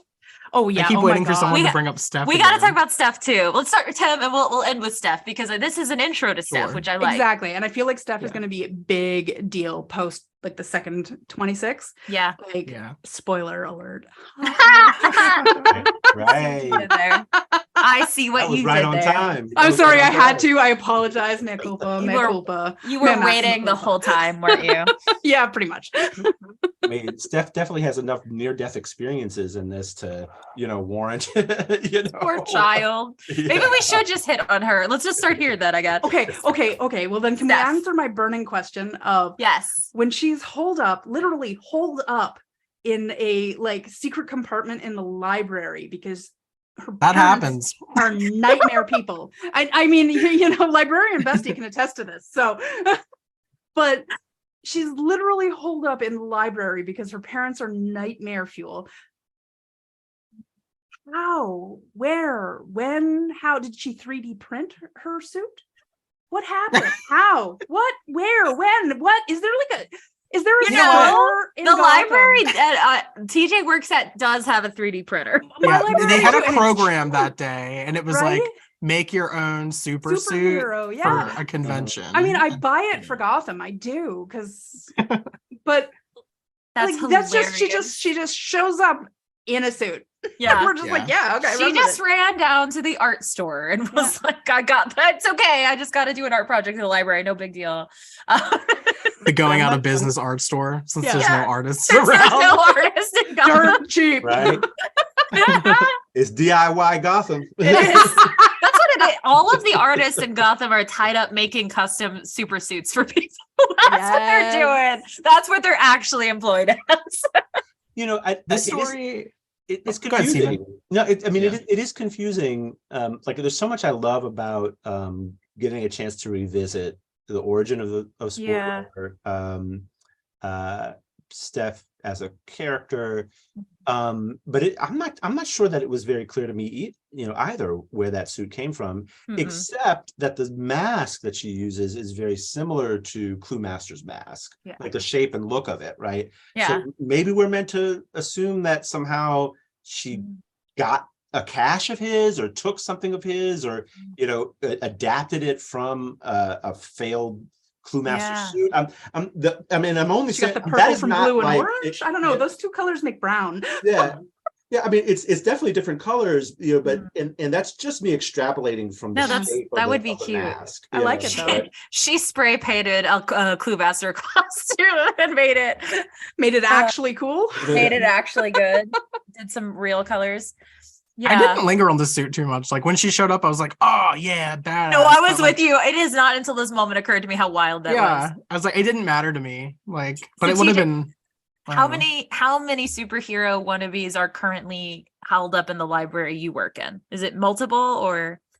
Well, just seeing her in the library made me be like, oh, like, because every day I see teenagers who have been kicked out of their home, who use our computers every day to stay in touch with friends or other homeless people. So like, I was like, no, like this is a thing. And it might have been just like a throwaway idea that the writer was like, well, where would she go? The library. But it's like, no, like that's a very real thing. Yeah. I will say, like, Gotham may not have any other form of art, but it sure does have libraries. Barbara works at one, this one. So at least they've got free books, I guess. This story, Chris, made me, I guess, realize, like, this is my theory, why you love Steph so much. Not just because she's great, which she is. Oh my God. Both you and Bronwyn are coming for me. Got it. Okay, let's go. If this was your first Batman story, she's kind of like the self-insert character that's learning everything for the first time. Yeah. So like it makes sense that like if you're a new reader and this is your first book, that you gravitate towards a character that in herself, this is also her origin story. Yeah. So like that's a really good point. Yeah. I never thought about that, but yeah, that's probably it. And she is really she is a person, like she has a personality. She's very interesting. I would like to know why she had all that karate ability prior to having any idea. Like, was she just a black belt? What's going on? Not sure. Some of us actually just study martial arts because we're clumsy and we need to learn grace. It may be that's it. And did not work. She sure as heck is clumsy. So that might be what it was. But, like a line about that would have made her jumping through the upper window make a little bit more sense, possibly. But I do love her plot line of like, you have the worst supervillain in Gotham as your dad. And like you're one side you're betrayed because he's trying to kill you. And on the other side, you're like kind of embarrassed because he's not even a cool one. It reminds me of Runaways. It reminds me of Runaways too. It does have a lot of Runaways vibe. And I love that. That's one of my favorites. Yeah, for sure. So seeing what's up with Steph going forward is like one of the things I'm most looking forward to. Seeing her come into the fold. Yeah. Also, more Harper. I am loving this Harper. I'm howling. I know. Yeah, there's something, apparently she's all Evel Knievel with the motorcycle, so she, she apparently had martial arts skills and her motorcycle license, Yeah, not gonna lie, I don't have that. But there's something so I guess I guess one of my favorite parts of Steph's story is that moment where Batman is trying to apprehend her dad, and he says to Steph, "This is just a dream. Go back to sleep." She sees, what we see is what she sees is like a kind of amorphous monster kind of Batman. Yeah, and the suggestion is that Batman let him go. That that Batman did not take him. Yeah. And, so it's an interesting moment of mercy. Like if I was trying to say, hey, Batman is not a fascist, those readings are kind of overdone, whatever, I would point to this moment of this is not something that a fascist reading of Batman vibes with, for sure. Even if it might have been a bad choice, in the long run. Look, we're all guilty of those from time to time. Truly. But there's something very, I guess the best word is intimate about that moment. Mm-hmm. It's big sprawling story.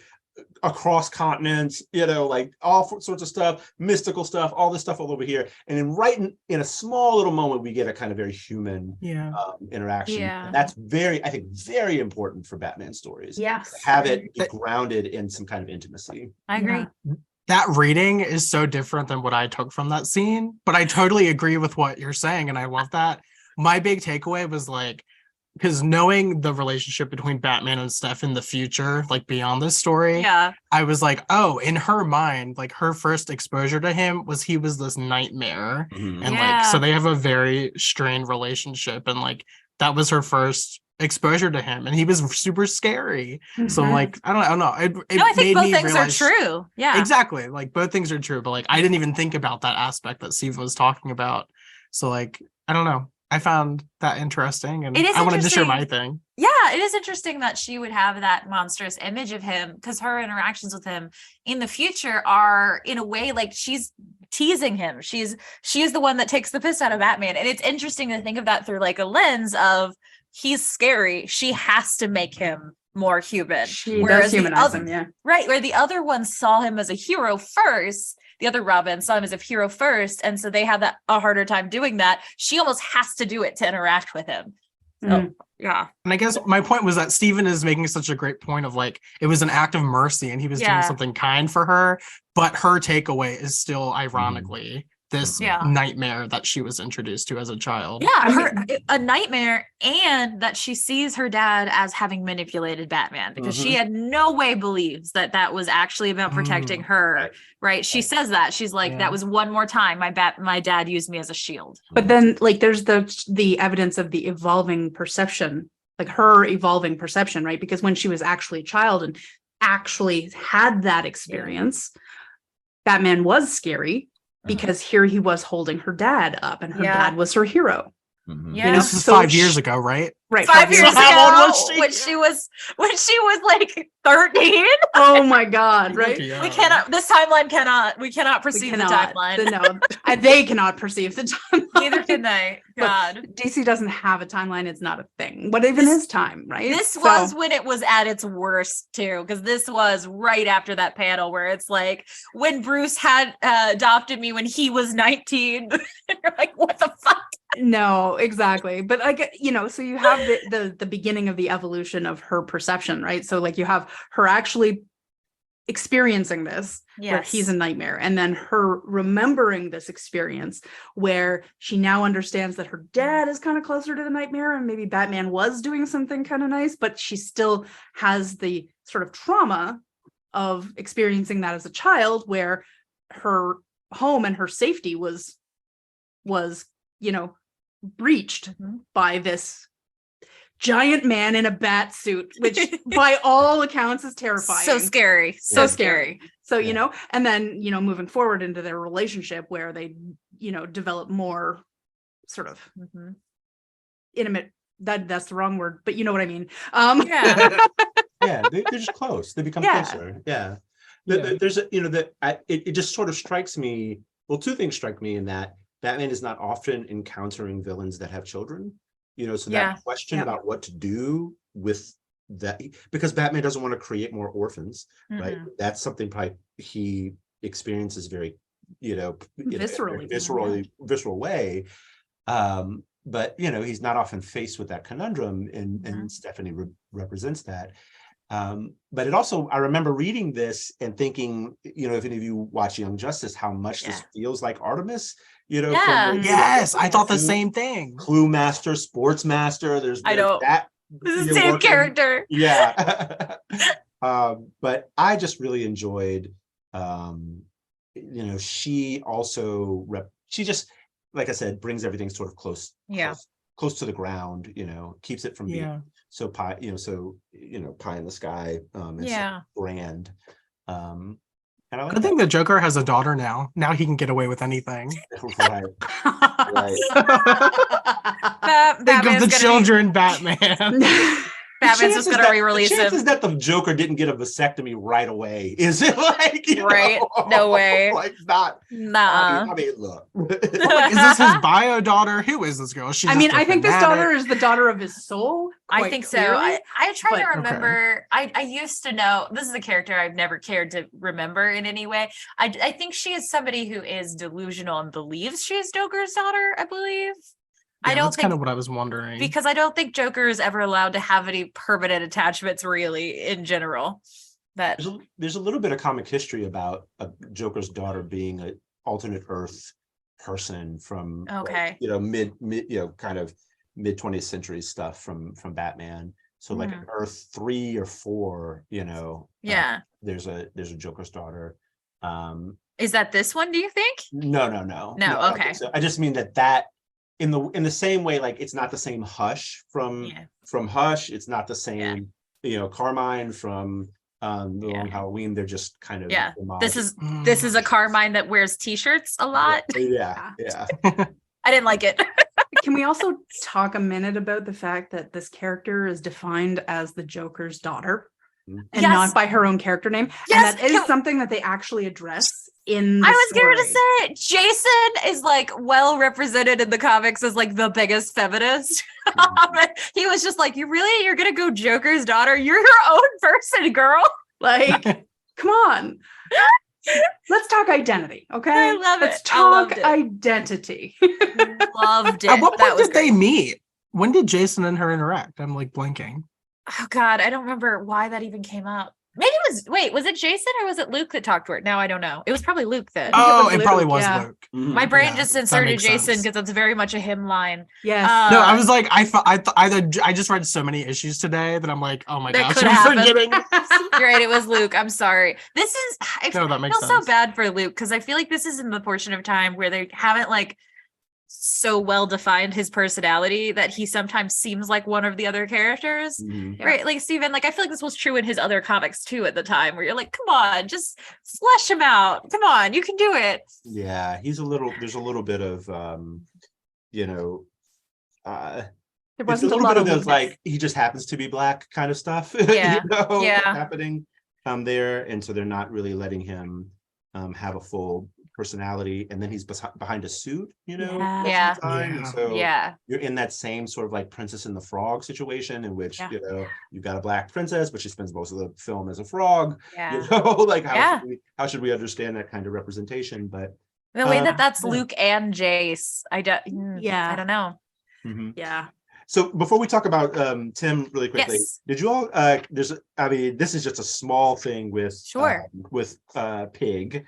Oh, I thought we were gotten out of talking about Pig. Okay, let's go. So there's a moment when a panel where Pig, Professor Pig shows up with a crew of people with animal heads, right? Yes. And he says, Yeah. to me, my farmhands, this is a Professor X joke, To me, my X-Men, Straight up. That's I so was funny. laughing for a while, about Funny. because there's a long-standing history of these kinds of like meta jokes or Yeah. taking ribs at the other company, Yeah. that kind of stuff. And I mean, it is so, and it's also them like walking, in slow Yeah. motion, like Yes. Justice League from the This is show. so great. It's Yeah. a very funny sort of moment. For a character I that love it. I just don't normally care for Yeah. that much.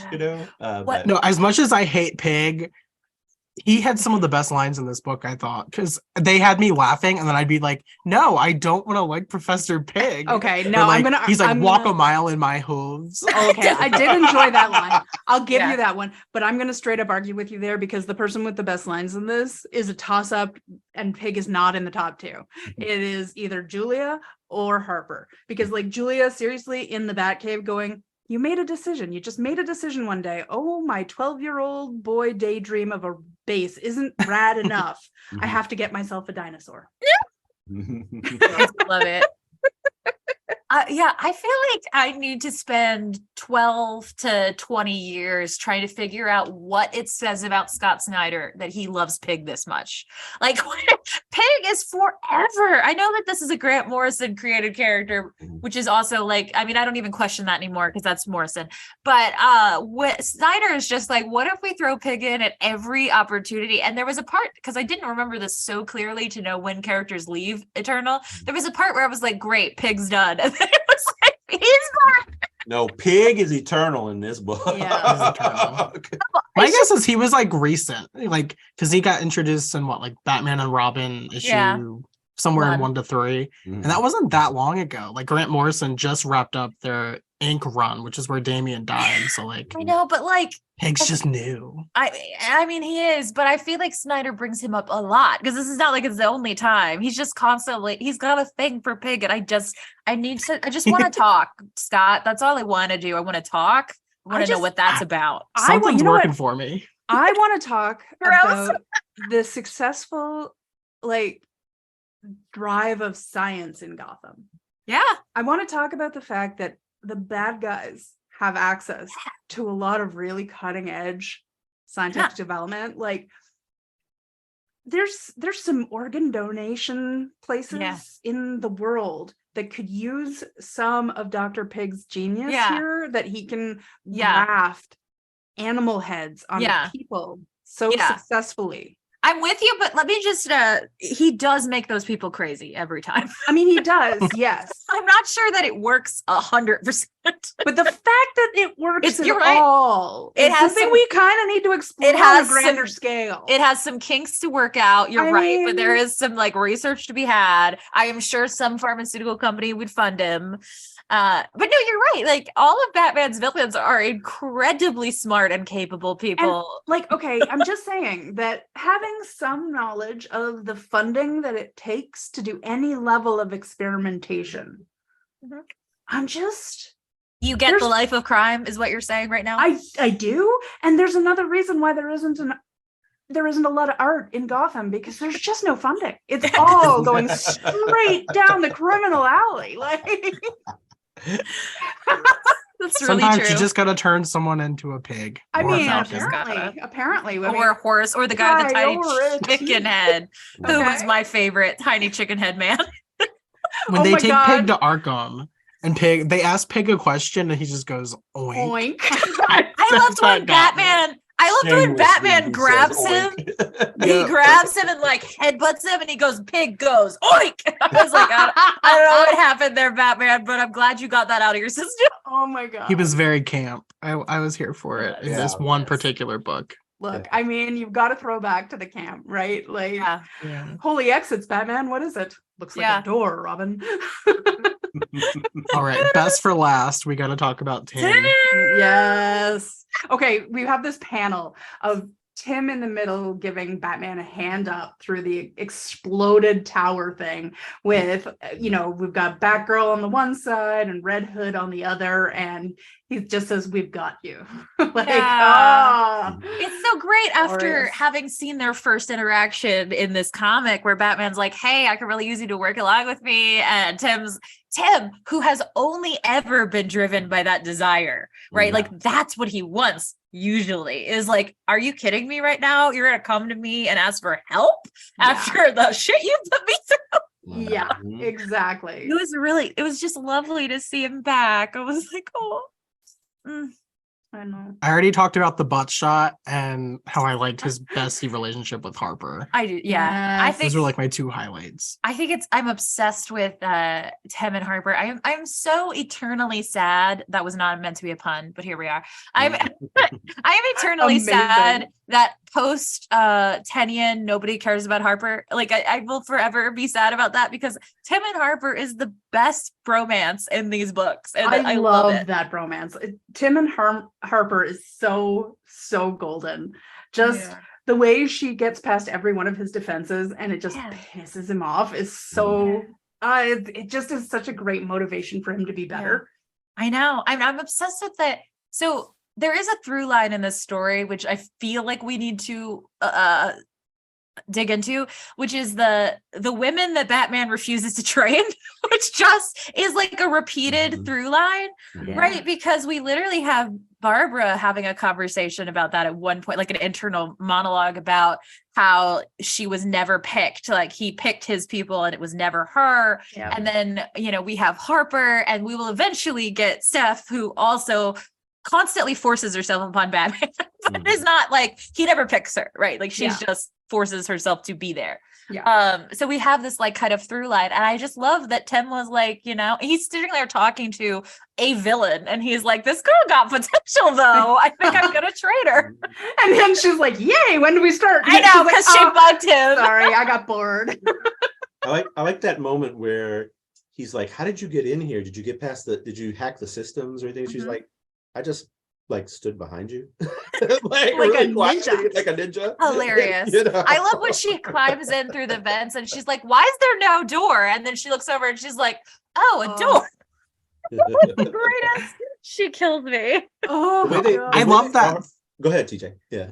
Thanks. I was gonna say, I love that theme you're bringing up, Chris, of the women that Batman refuses to train. And like, I found it really interesting. Like, I think it's Jason that acknowledges that like none of the Robins would ever be Batgirl, and they kind of like not resented, but maybe were jealous of her because she did it of her own free will and was fighting for the living, whereas they just wanted revenge or were fighting for their dead parents. And then you have Harper too, like you were saying, like she's kind of doing the same thing where she wants to be a hero and she's stepping up. So we're looking at these men or boys who keep getting the assistance of men to become heroes and forged into soldiers. But then you have the women, the girls who keep stepping up to do it of their own free will and for debatably better reasons. And I thought that was really interesting. Yeah, I think that Batman needs to unpack his internalized sexism that he's got going on, because until Orphan is like forced into his life, he does not ever pick a girl sidekick.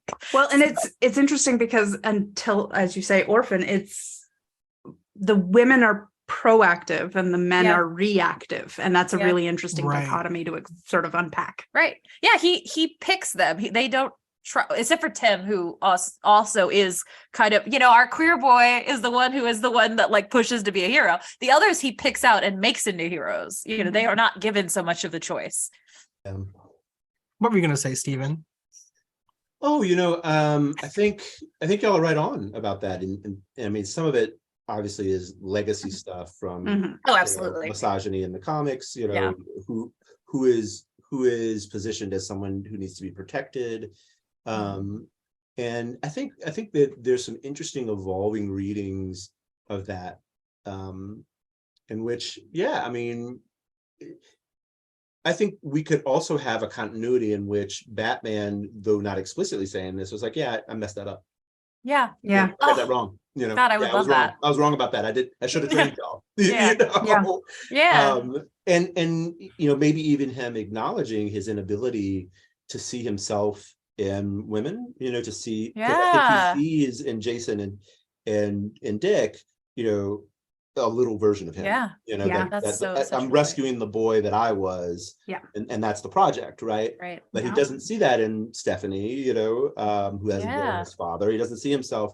He doesn't see that in Catwoman, who's also an orphan in some ways. He doesn't see that in Barbara, who has her dad. You know, like there are ways in which he is interacting with his own inability to see himself in that same way. So even Carrie Kelly. Yeah, truly. Like, you know, same deal. Yeah. Well, and I think a lot of it, I mean, again, maybe I'm diving deeper than I should into. That's what this is for. This is what we do. This is what we do. This is what we do. But like, in a lot of ways, Bruce's development as a person was halted.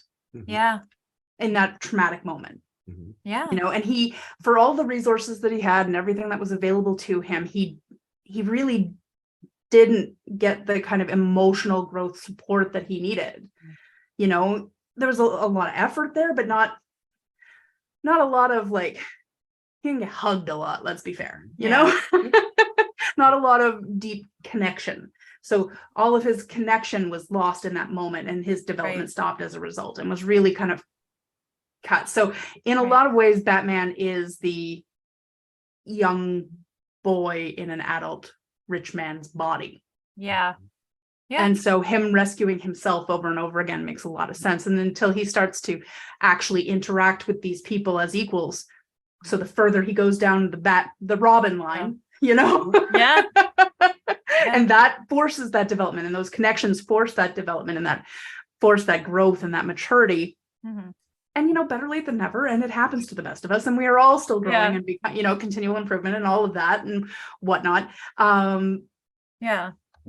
He doesn't really, you know, come into the idea of using his skill set to be more proactive than reactive, right? Yeah. So and I think it's to a point that Bronwyn made earlier. Like, well, do we want Bruce as readers, right, in a kind of effort to be equal and fair, to be choosing young women to train and to bring under his shadow, under his like auspice, or do we want women to be self-made, you know, and train themselves and be self-empowered in that way, and not relying on Batman to give them an identity or give them that? And I'm not saying that either of those readings are more or less apt, you know, but it prompts a question about what kind of representation do you want, right? Like, what does it mean to be a sidekick of Bruce, you know? You know, I mean, Nightwing leaves for a reason, you know? Exactly. So, Exactly. you know, and maybe in some ways Barbara not being in that same position allows her to be healthiher. Oh, you know, yeah. as a Oh, character, yeah. Sure. You know, 1000%. For sure. So, you know, No question. Yeah.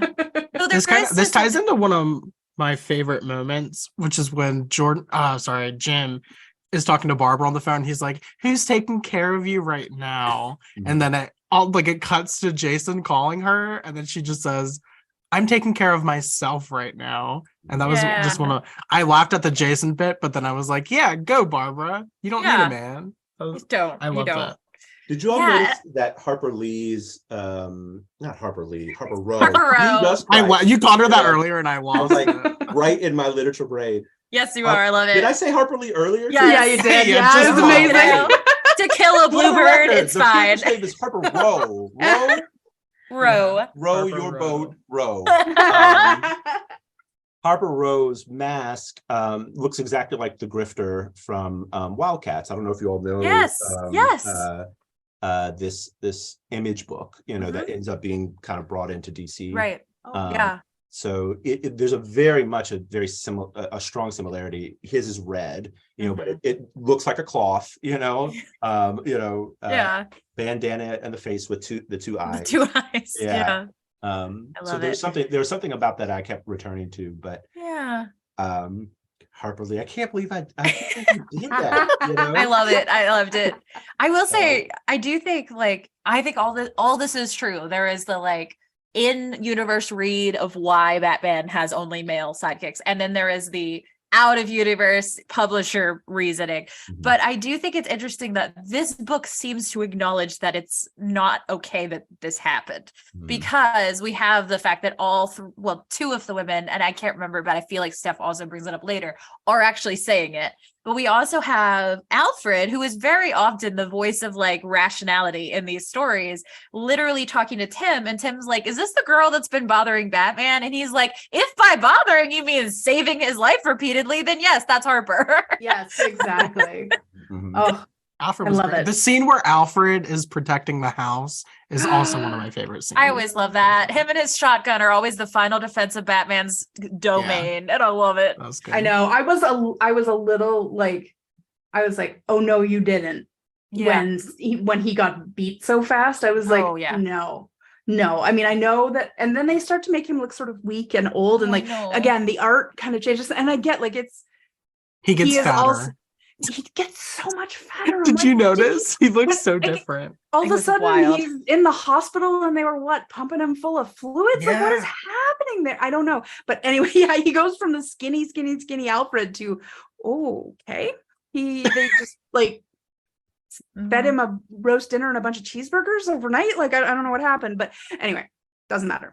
Yeah. But just I get it. He's an older gentleman, and he is supposed to be portrayed as an older gentleman, but he is an older gentleman who has very much worked to keep himself fit and active. And like, this is not your, grandfather's 68. This is yes. And there are other Batman stories, even by Snyder. I feel like even the Snyder run, where Alfred protects the house and is like kind of a badass. So it does feel like, I don't know, he got taken down by plot convenience in this one a little bit. Yeah, I think he deserved better. He tripped over the plot. It happens to us all. I mean, yeah, you're not wrong.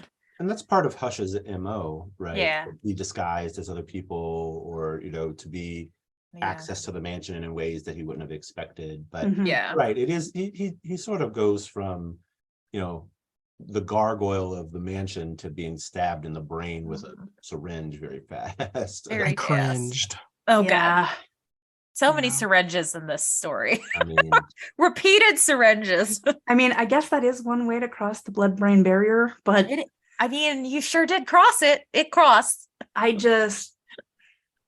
not sure that's the optimal way to introduce hallucinogen. See, this is the one problem with your science and Gotham theory, is the problem is that every one of them arrived there by doing a lot of stabbing that we can't do under IRB approval. I mean, I really think that I have to question the ethics review board in Gotham. I feel like that review board is either 100% written made of Falcone's men, or they have all been killed to the point it's like the dark arts teacher position that nobody wants. They're like, the last guy told Ivy that it was not okay to use the experimental toxin on the plants. No, that tracks. Yeah, we've never seen him again. His family are still looking for a body, so I don't want to do it. We're not reviewing it. No. But it brings up a good point with like thinking about Tim and his association with the nanobots, as a thing. There's a lot of like something inside your body, a chemical inside your body, a gas that you're dealing with, a hallucinogenic, a hypnotism thing. There's a lot of like thematic invasion of the body that happens in this story that is kind of unnerving. Yes. Like, this is properly horror. It's action, but there's a lot of horror in this one. Yeah, there's a lot of, you like your autonomy? Haha, can't have it. No. There's possessions in the cult stuff. So there's a lot happening. Even, I mean, like, to your point, like Spectre has a whole conversation about not having autonomy because of his own like super side, his possessed super side. So that is like a running theme going on. And like, what I think Snyder overall is interested in. The one with the Dr. Simon X from Arkham, and where like that spirit thing comes kind of out of his body, and if it touches you, you die. Like, I felt so bad for that guy. Like, he did not consent. That was a really impressive. If we were to talk about just like pieces of writing, that character's in maybe 5 panels, and I was genuinely heartbroken for him. And I was like, I've never heard of this man. What is going on? No, but you remembered his name. Like, he was just that was well put together. Yeah, I agree. So, I think before we wrap up, like, I just want to say, like, one of my favorite Tim moments, and moments in general in the story, is the Jason Tim scene at Alfred's bedside where they're kind of teasing each other. And like, that's when I was like, oh my gosh, okay, he does have a thing for Barbara. I'm not crazy.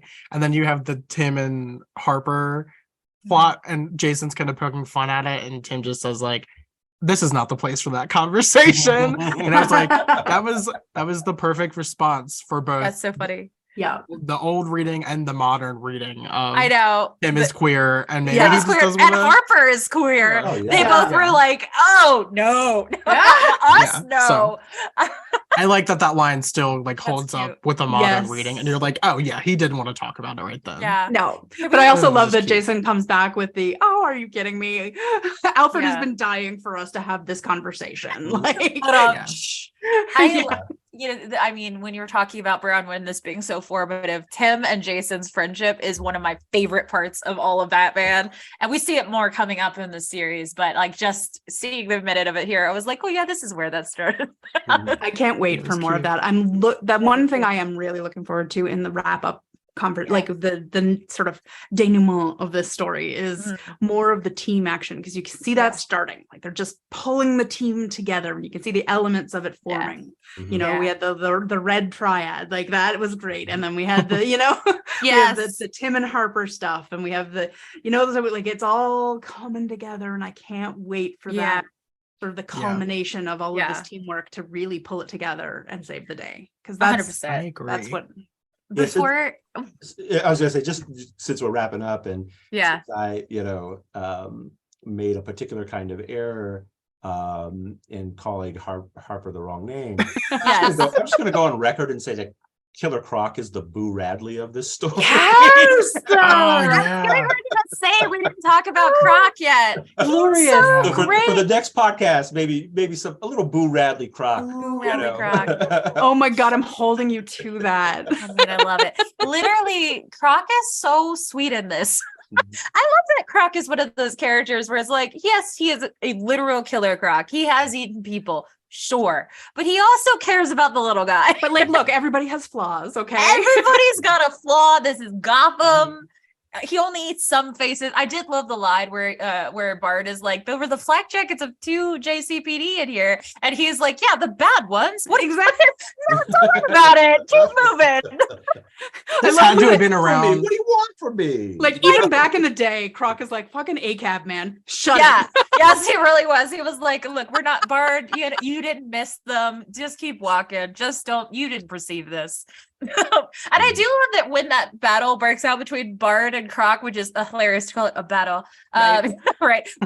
Croc's just like, Batman, hold my child. I got it out. And Batman just pieces out of it. He's like, let them solve it. I got the girl. I'm gonna walk over here. He doesn't It's have not a thing my- to say. He's like, Yeah. nope, not my circus, not my monkeys. That's what I was gonna say. He really did. He just pieced out. This reminded me of the Gotham Academy Killer Croc, and I guess that was around somewhere around this Similar time period. yeah. So maybe that informed Yeah. this, or vice versa. Yeah, another thing I didn't want us to skip by was I was weirdly just obsessed with the weird prison break Jim Gordon is released into the prison to solve everything moment where he just turns into like the guy from 24. Like he's like, all right, let's go. I'm gonna take this. I'm on my own. I loved it. I thought he was doing so good. I was real proud of him. I enjoyed his use of liquid nitrogen. Not sure where he got it. No idea. But I really enjoyed it. Everything is rolling around in Blackgate. You can find what you need in Blackgate. Let's be honest. Quite clearly. I was obsessed with his roommate, like the bromance he forms with the former head of the mafia of Gotham, where they were like, bro, I had to save you. Yep. I didn't want your daughter to grow up without a dad. Like she's a That was full-on Selena's adult, dad, but that right? was so cute. Yeah, that was Selena's dad. Okay. That was Selena's dad. Took The me a minute. lion is the kitty's dad. Oh, I get it. I That's get not it. subtle. No. I didn't get it. Right up to the fact that his code name is Leo. Leo. That was I right liked up there his with little- Shang-Chi. His little teeth, that was so random. I forgot he had those until he bit somebody and he has little teeth. And I was like, oh, right. You are I a have to- freak. Mhm. The line where they're like, oh yeah, people in Blackgate want really soft toilet paper. I guess their asses are really sore. And I was like, is this a Ooh, gay prison joke? Did I they? just assumed they didn't have very good nutrition and they were pooping hard. I love that Broadway. You were like, wow. I didn't catch the sex reference. I really once. didn't. I thought it wish was that I had. And then but Gordon I says did something not. in prison where he's like, everyone wants to spit roast me here. And I was like, Gordon, do you know what that means? Yeah. No. Maybe he does. Okay, Blackgate's rough. Anyway, No, he was okay. had to- He was had to safe mention with that. his beloved roommate. They took care of each other apparently. just spit roasting. Anyway, okay. Are we rating this, or do we want to wait until the end of part 2? Okay, I think I have 2 questions maybe to kind of wrap us. I am curious how you would rate it now, because I'm curious, like, first half versus second half. But I'm also curious if, since you all have not read this, do you have guesses of where this is going? Okay, well, I would rate this a 4.5 because I'm really enjoying the story. Yeah. Really enjoying the story. But the art variability is throwing me for an effing loop. I can't Fair. with that. Some of it is so spectacular and some of it is just so I Unspectacular. cannot with that. I can't. It doesn't resonate. So I cannot give it 5. I can't. But do I see where it's going? I mean, I have predictions in terms of some story elements, but as a grand finale, no. I definitely think we still have at least 2 or 3 more twists. So there's Hush, but then there's definitely going to be at least 2 or 3 more levels past Hush, bar none. There's definitely going to be a puppet master style, pulling all the strings, because there always is. Somebody super close to Batman, or somebody who thinks they're super close to Batman, because that's always the case. I think James Gordon Jr. is coming back into this, more importantly, again. At least in the second half, we're going to see him pop up again. I don't know that he'll be the mastermind, but I definitely think he's mastermind sidekick level. I like that. I mean, I'm sorry, he's mastermind adjacent. He's mastermind adjacent at best. And I guess I see a little bit of sort of character development and wrap up with more of the family stuff. So I see we're going to get a peek in family dynamic problems before they're solved, right? So we're going to have blowouts between people before they hit the communication peak and start actually working together as a team. And I think that's going to be formative in the plot. So whoever's pulling the strings is trying to pull the family apart. And when they figure that out, that's what brings them together. Yeah, I'm gonna have to give this a 4 out of 5, with the possibility that it might slide into a 3. If I don't know how it's gonna wrap up.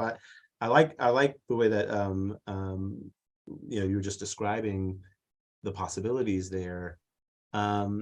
But if I remember, I have some holdover bias from the way that the Court of Owls wraps up. And so Snyder, I'm like, look, you often rush to the end, with some things. So, I'm not sure. I mean, I imagine that Hush is, yes, working for someone else. Or, well, I mean, somehow we come back to that first page, right? In which Gotham is burning, and somehow Bruce is tied to the bat signal, right? So unless that's some kind of memory or Dollatron, whatever from Pig, or then somehow it's somebody who can make all of Gotham burn, so definitely someone bigger than Hush. But I don't know. I'm on the fence, Yeah, I'm with you on the Snyder thing, but in Tynan, I trust. Yeah, see, we got to remember that Tynan's hand is heavy in this as well. And I mean, I don't know. Tynan. I know. I love him. I love Snyder, but it is absolutely true. Some of his landings stuck, and some of his landings, he did the thing where you jump off the bar and then do a stumble.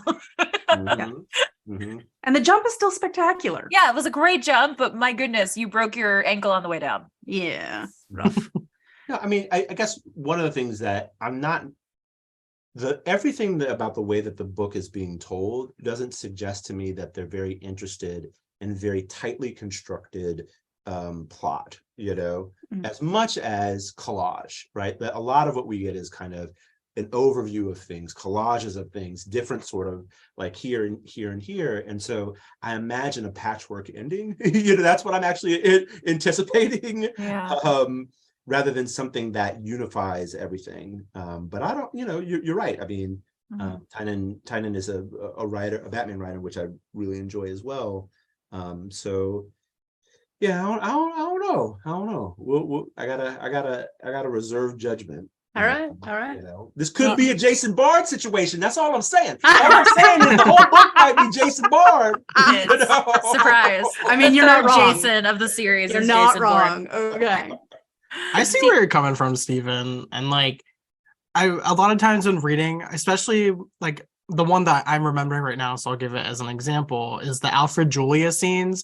Like every time we would come back to them, it seemed like they were having the same conversation where she was like, no, like, I want to know why you're a butler now. And that happened like 3 or 4 times. And it just felt like nothing was happening in between the scenes, even though time was passing.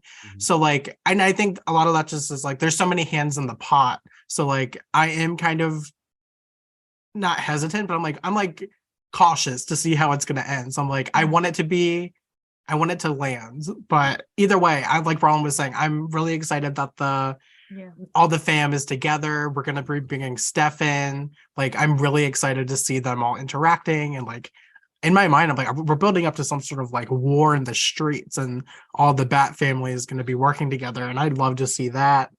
I think Bard's going to die. I would love to see a confrontation between him and Jim Gordon. Here for it. Because I think Gordon's gonna be like, I trusted you. Why was Renee Mayo? Yeah, maybe Joker will pop up. I don't know. I feel like the fact that we keep talking about his daughter, and if he doesn't pop up, that would be weird. But they did just have like a death of the family just happened. Right. So like, I don't know if he's had his Snyder moment already, and he's done with. But I don't know. I'm guessing Steph will come into the fold and she'll be a part of the family. I don't know. I don't have a lot of big plot predictions. I feel like this is the part where I should reveal to you all that there is an ending to the story, but it is also a cliffhanger. Oh my God. Does it continue in is it Batman and Robin Eternal? Yeah. Which is like, you know how I hold Batman Eternal in my esteem, and Bronwyn, how you think this is the story that defines me. Maybe one of these days we'll read Batman and Robin Eternal and you'll be like, oh, actually it's that one. Because it takes all those things and turns it up to 11. Like episode 50. Maybe 25 more episodes, we'll do it. But, and it's also, by the way, it's shorter. It is not 52 issues. It is only like 25. So therein lies the difference. And I also don't think as many people were writing it, if my memory serves. I think it might have been just Tinian. It was much more constructed. But I will say, like, I was very worried coming back to this because I have not read it since I read it as a teenager and loved it so much. And I will say I loved it just as much this time around. And I understood it significantly better. But I had just as much fun. Like, all of those feelings rushed back. I was like, this is why I loved Tim. And this is the Tim in my head. This is the Harper in my head. And this is the Batman in my head. He's the one I compare everyone to. Like, this Batman that does seek help, that does have community, that does have a family, that loves Gordon and isn't afraid to admit it, that's trying to repair his relationship with his kids. Like, that Batman is my Batman, and I do judge all of the others by him. When he's not like that, I'm like, wrong. Incorrect. So I gotta say, my rating was 4. I forgot to say that. But fair. 4, I considered like 3.5, but by the time we get to the ending we stopped at, like, we're really building up to what I was wanting with the family uniting. So like, I feel like a 4 is where I'm at right now. Yeah. You're a 5, Chris? Oh yeah. And I will be at the end too, I'm sure. I was to begin with. Full 5, full-hearted 5. And I will say, like, generally speaking, people who listen to the show know I don't like events at all. DC events are usually just such a train wreck. Lazarus Planet, that's happening right now. But they do their best, and their best at events is never very good. Sorry, guys. But I will say, like, taking all the things we've said, I really do think that for a patchwork event that this is a story. It is a singular story with an arc. It spirals out, but it spirals out from a place of, that Snyder and Tinian had their hand in every story. They never were completely not observing it. No, you can feel that. Yeah. And it's I a like mystery. This more. Yeah. Than like when they just take all the titles and are like, all right, you have to buy every title for the next 3 months to, Yeah. and then you have the different hands, but it feels much more individual. Whereas this, you can tell it's one narrative. So Yeah. I like this way better. I wish they would do this more instead of I the agree. I wish they would. I'm sure it was like a lot of work. There's probably a reason they don't do this very often. Like Snyder probably was like hitting the like 5-hour energies to get this done. I bet. Yeah. Yeah, this is a series that reading it made me feel like it's closer to watching television, like a television Yes. as opposed to something like The Court of Owls or The Long Halloween, in which those feel somewhat literary to me. They feel like reading a book, not that they couldn't be adapted, obviously, but but this very much, the movement of it, the episodic nature of it, it's like watching television. You're so right. Up to and including having the showrunners with their hand in the pie at all times. Yeah, and some episodes are funny or than others, and absolutely, you're so right. There's even a level of like previously on that happens occasionally. I took a screenshot of the previous land when you get to volume 2. So funny. I love a comics previously on because they're always the most unhinged thing you've ever read. Pretty much. Like previously on Glee. That was for you, TJ. Thank you. Well, I guess that's everything, right? I mean, I'm sure it's not everything because there was so much to talk about, but But everything until next time. It certainly is. We have so much more to talk about, and I can't wait. Genuinely. Me too. I'm excited. I'm in it now. Bronwyn, the fact that you liked a Batman comic this much makes me so happy. I know, one that wasn't Wayne Family Adventures. I was prepared to be very sad if you didn't like it. The fact that the minute I started reading it, I was like, oh dear Lord, this is Chris in a nutshell. Probably helped. Yeah, the way that you texted me and asked, have you brought this up in therapy? Be honest. Oh, wow. Wow. Bronwyn and Steven, do you want to let our... Probably, honestly, yeah. I am trying to wrap up this podcast. You can't. I won't let you. Okay, go ahead, TJ. I'm so sorry. I'm just kidding. Like, let our listeners know where to find you. TJ is the dad who's like, get in the minivan, children. Like, put on your coats. We're out of here. I will leave without you if you don't get in the car. Don't make me come down here again. Anyway, you were saying? You can find me on all the things social at Shiny Baby B. And you can find me on Twitter and Instagram at SDLEYVA for as long as those platforms are still in existence. Right. And generally just at the University of Baltimore where I teach. Take his Batman class. I hear it's fun. Oh, I suppose I should also plug our other podcast because you can also find me co-hosting Thirsty on Tune. Yes, with me. So if you like this unhinged madness of the two of us talking to each other. And way too deep dives into things that probably didn't actually intend for it. It's kind of our MO. And with that note, let's all see each other next time. Very soon. Very soon.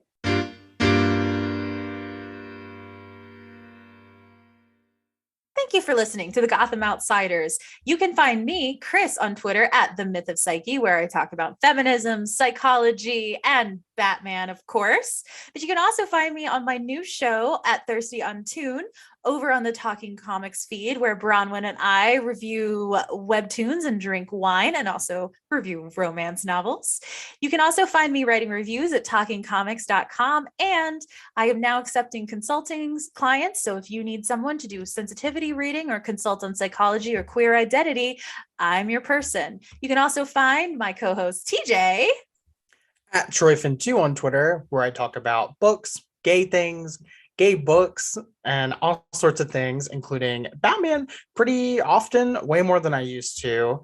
And I recently became an official librarian, so you can find all sorts of book reviews that I post just for fun, a lot of advanced reviews of books that haven't come out yet. So if you're looking for a nice gay read, please hit me up. You could also find me talking on other podcasts just here and there if you search my name on any podcast service provider that you listen to.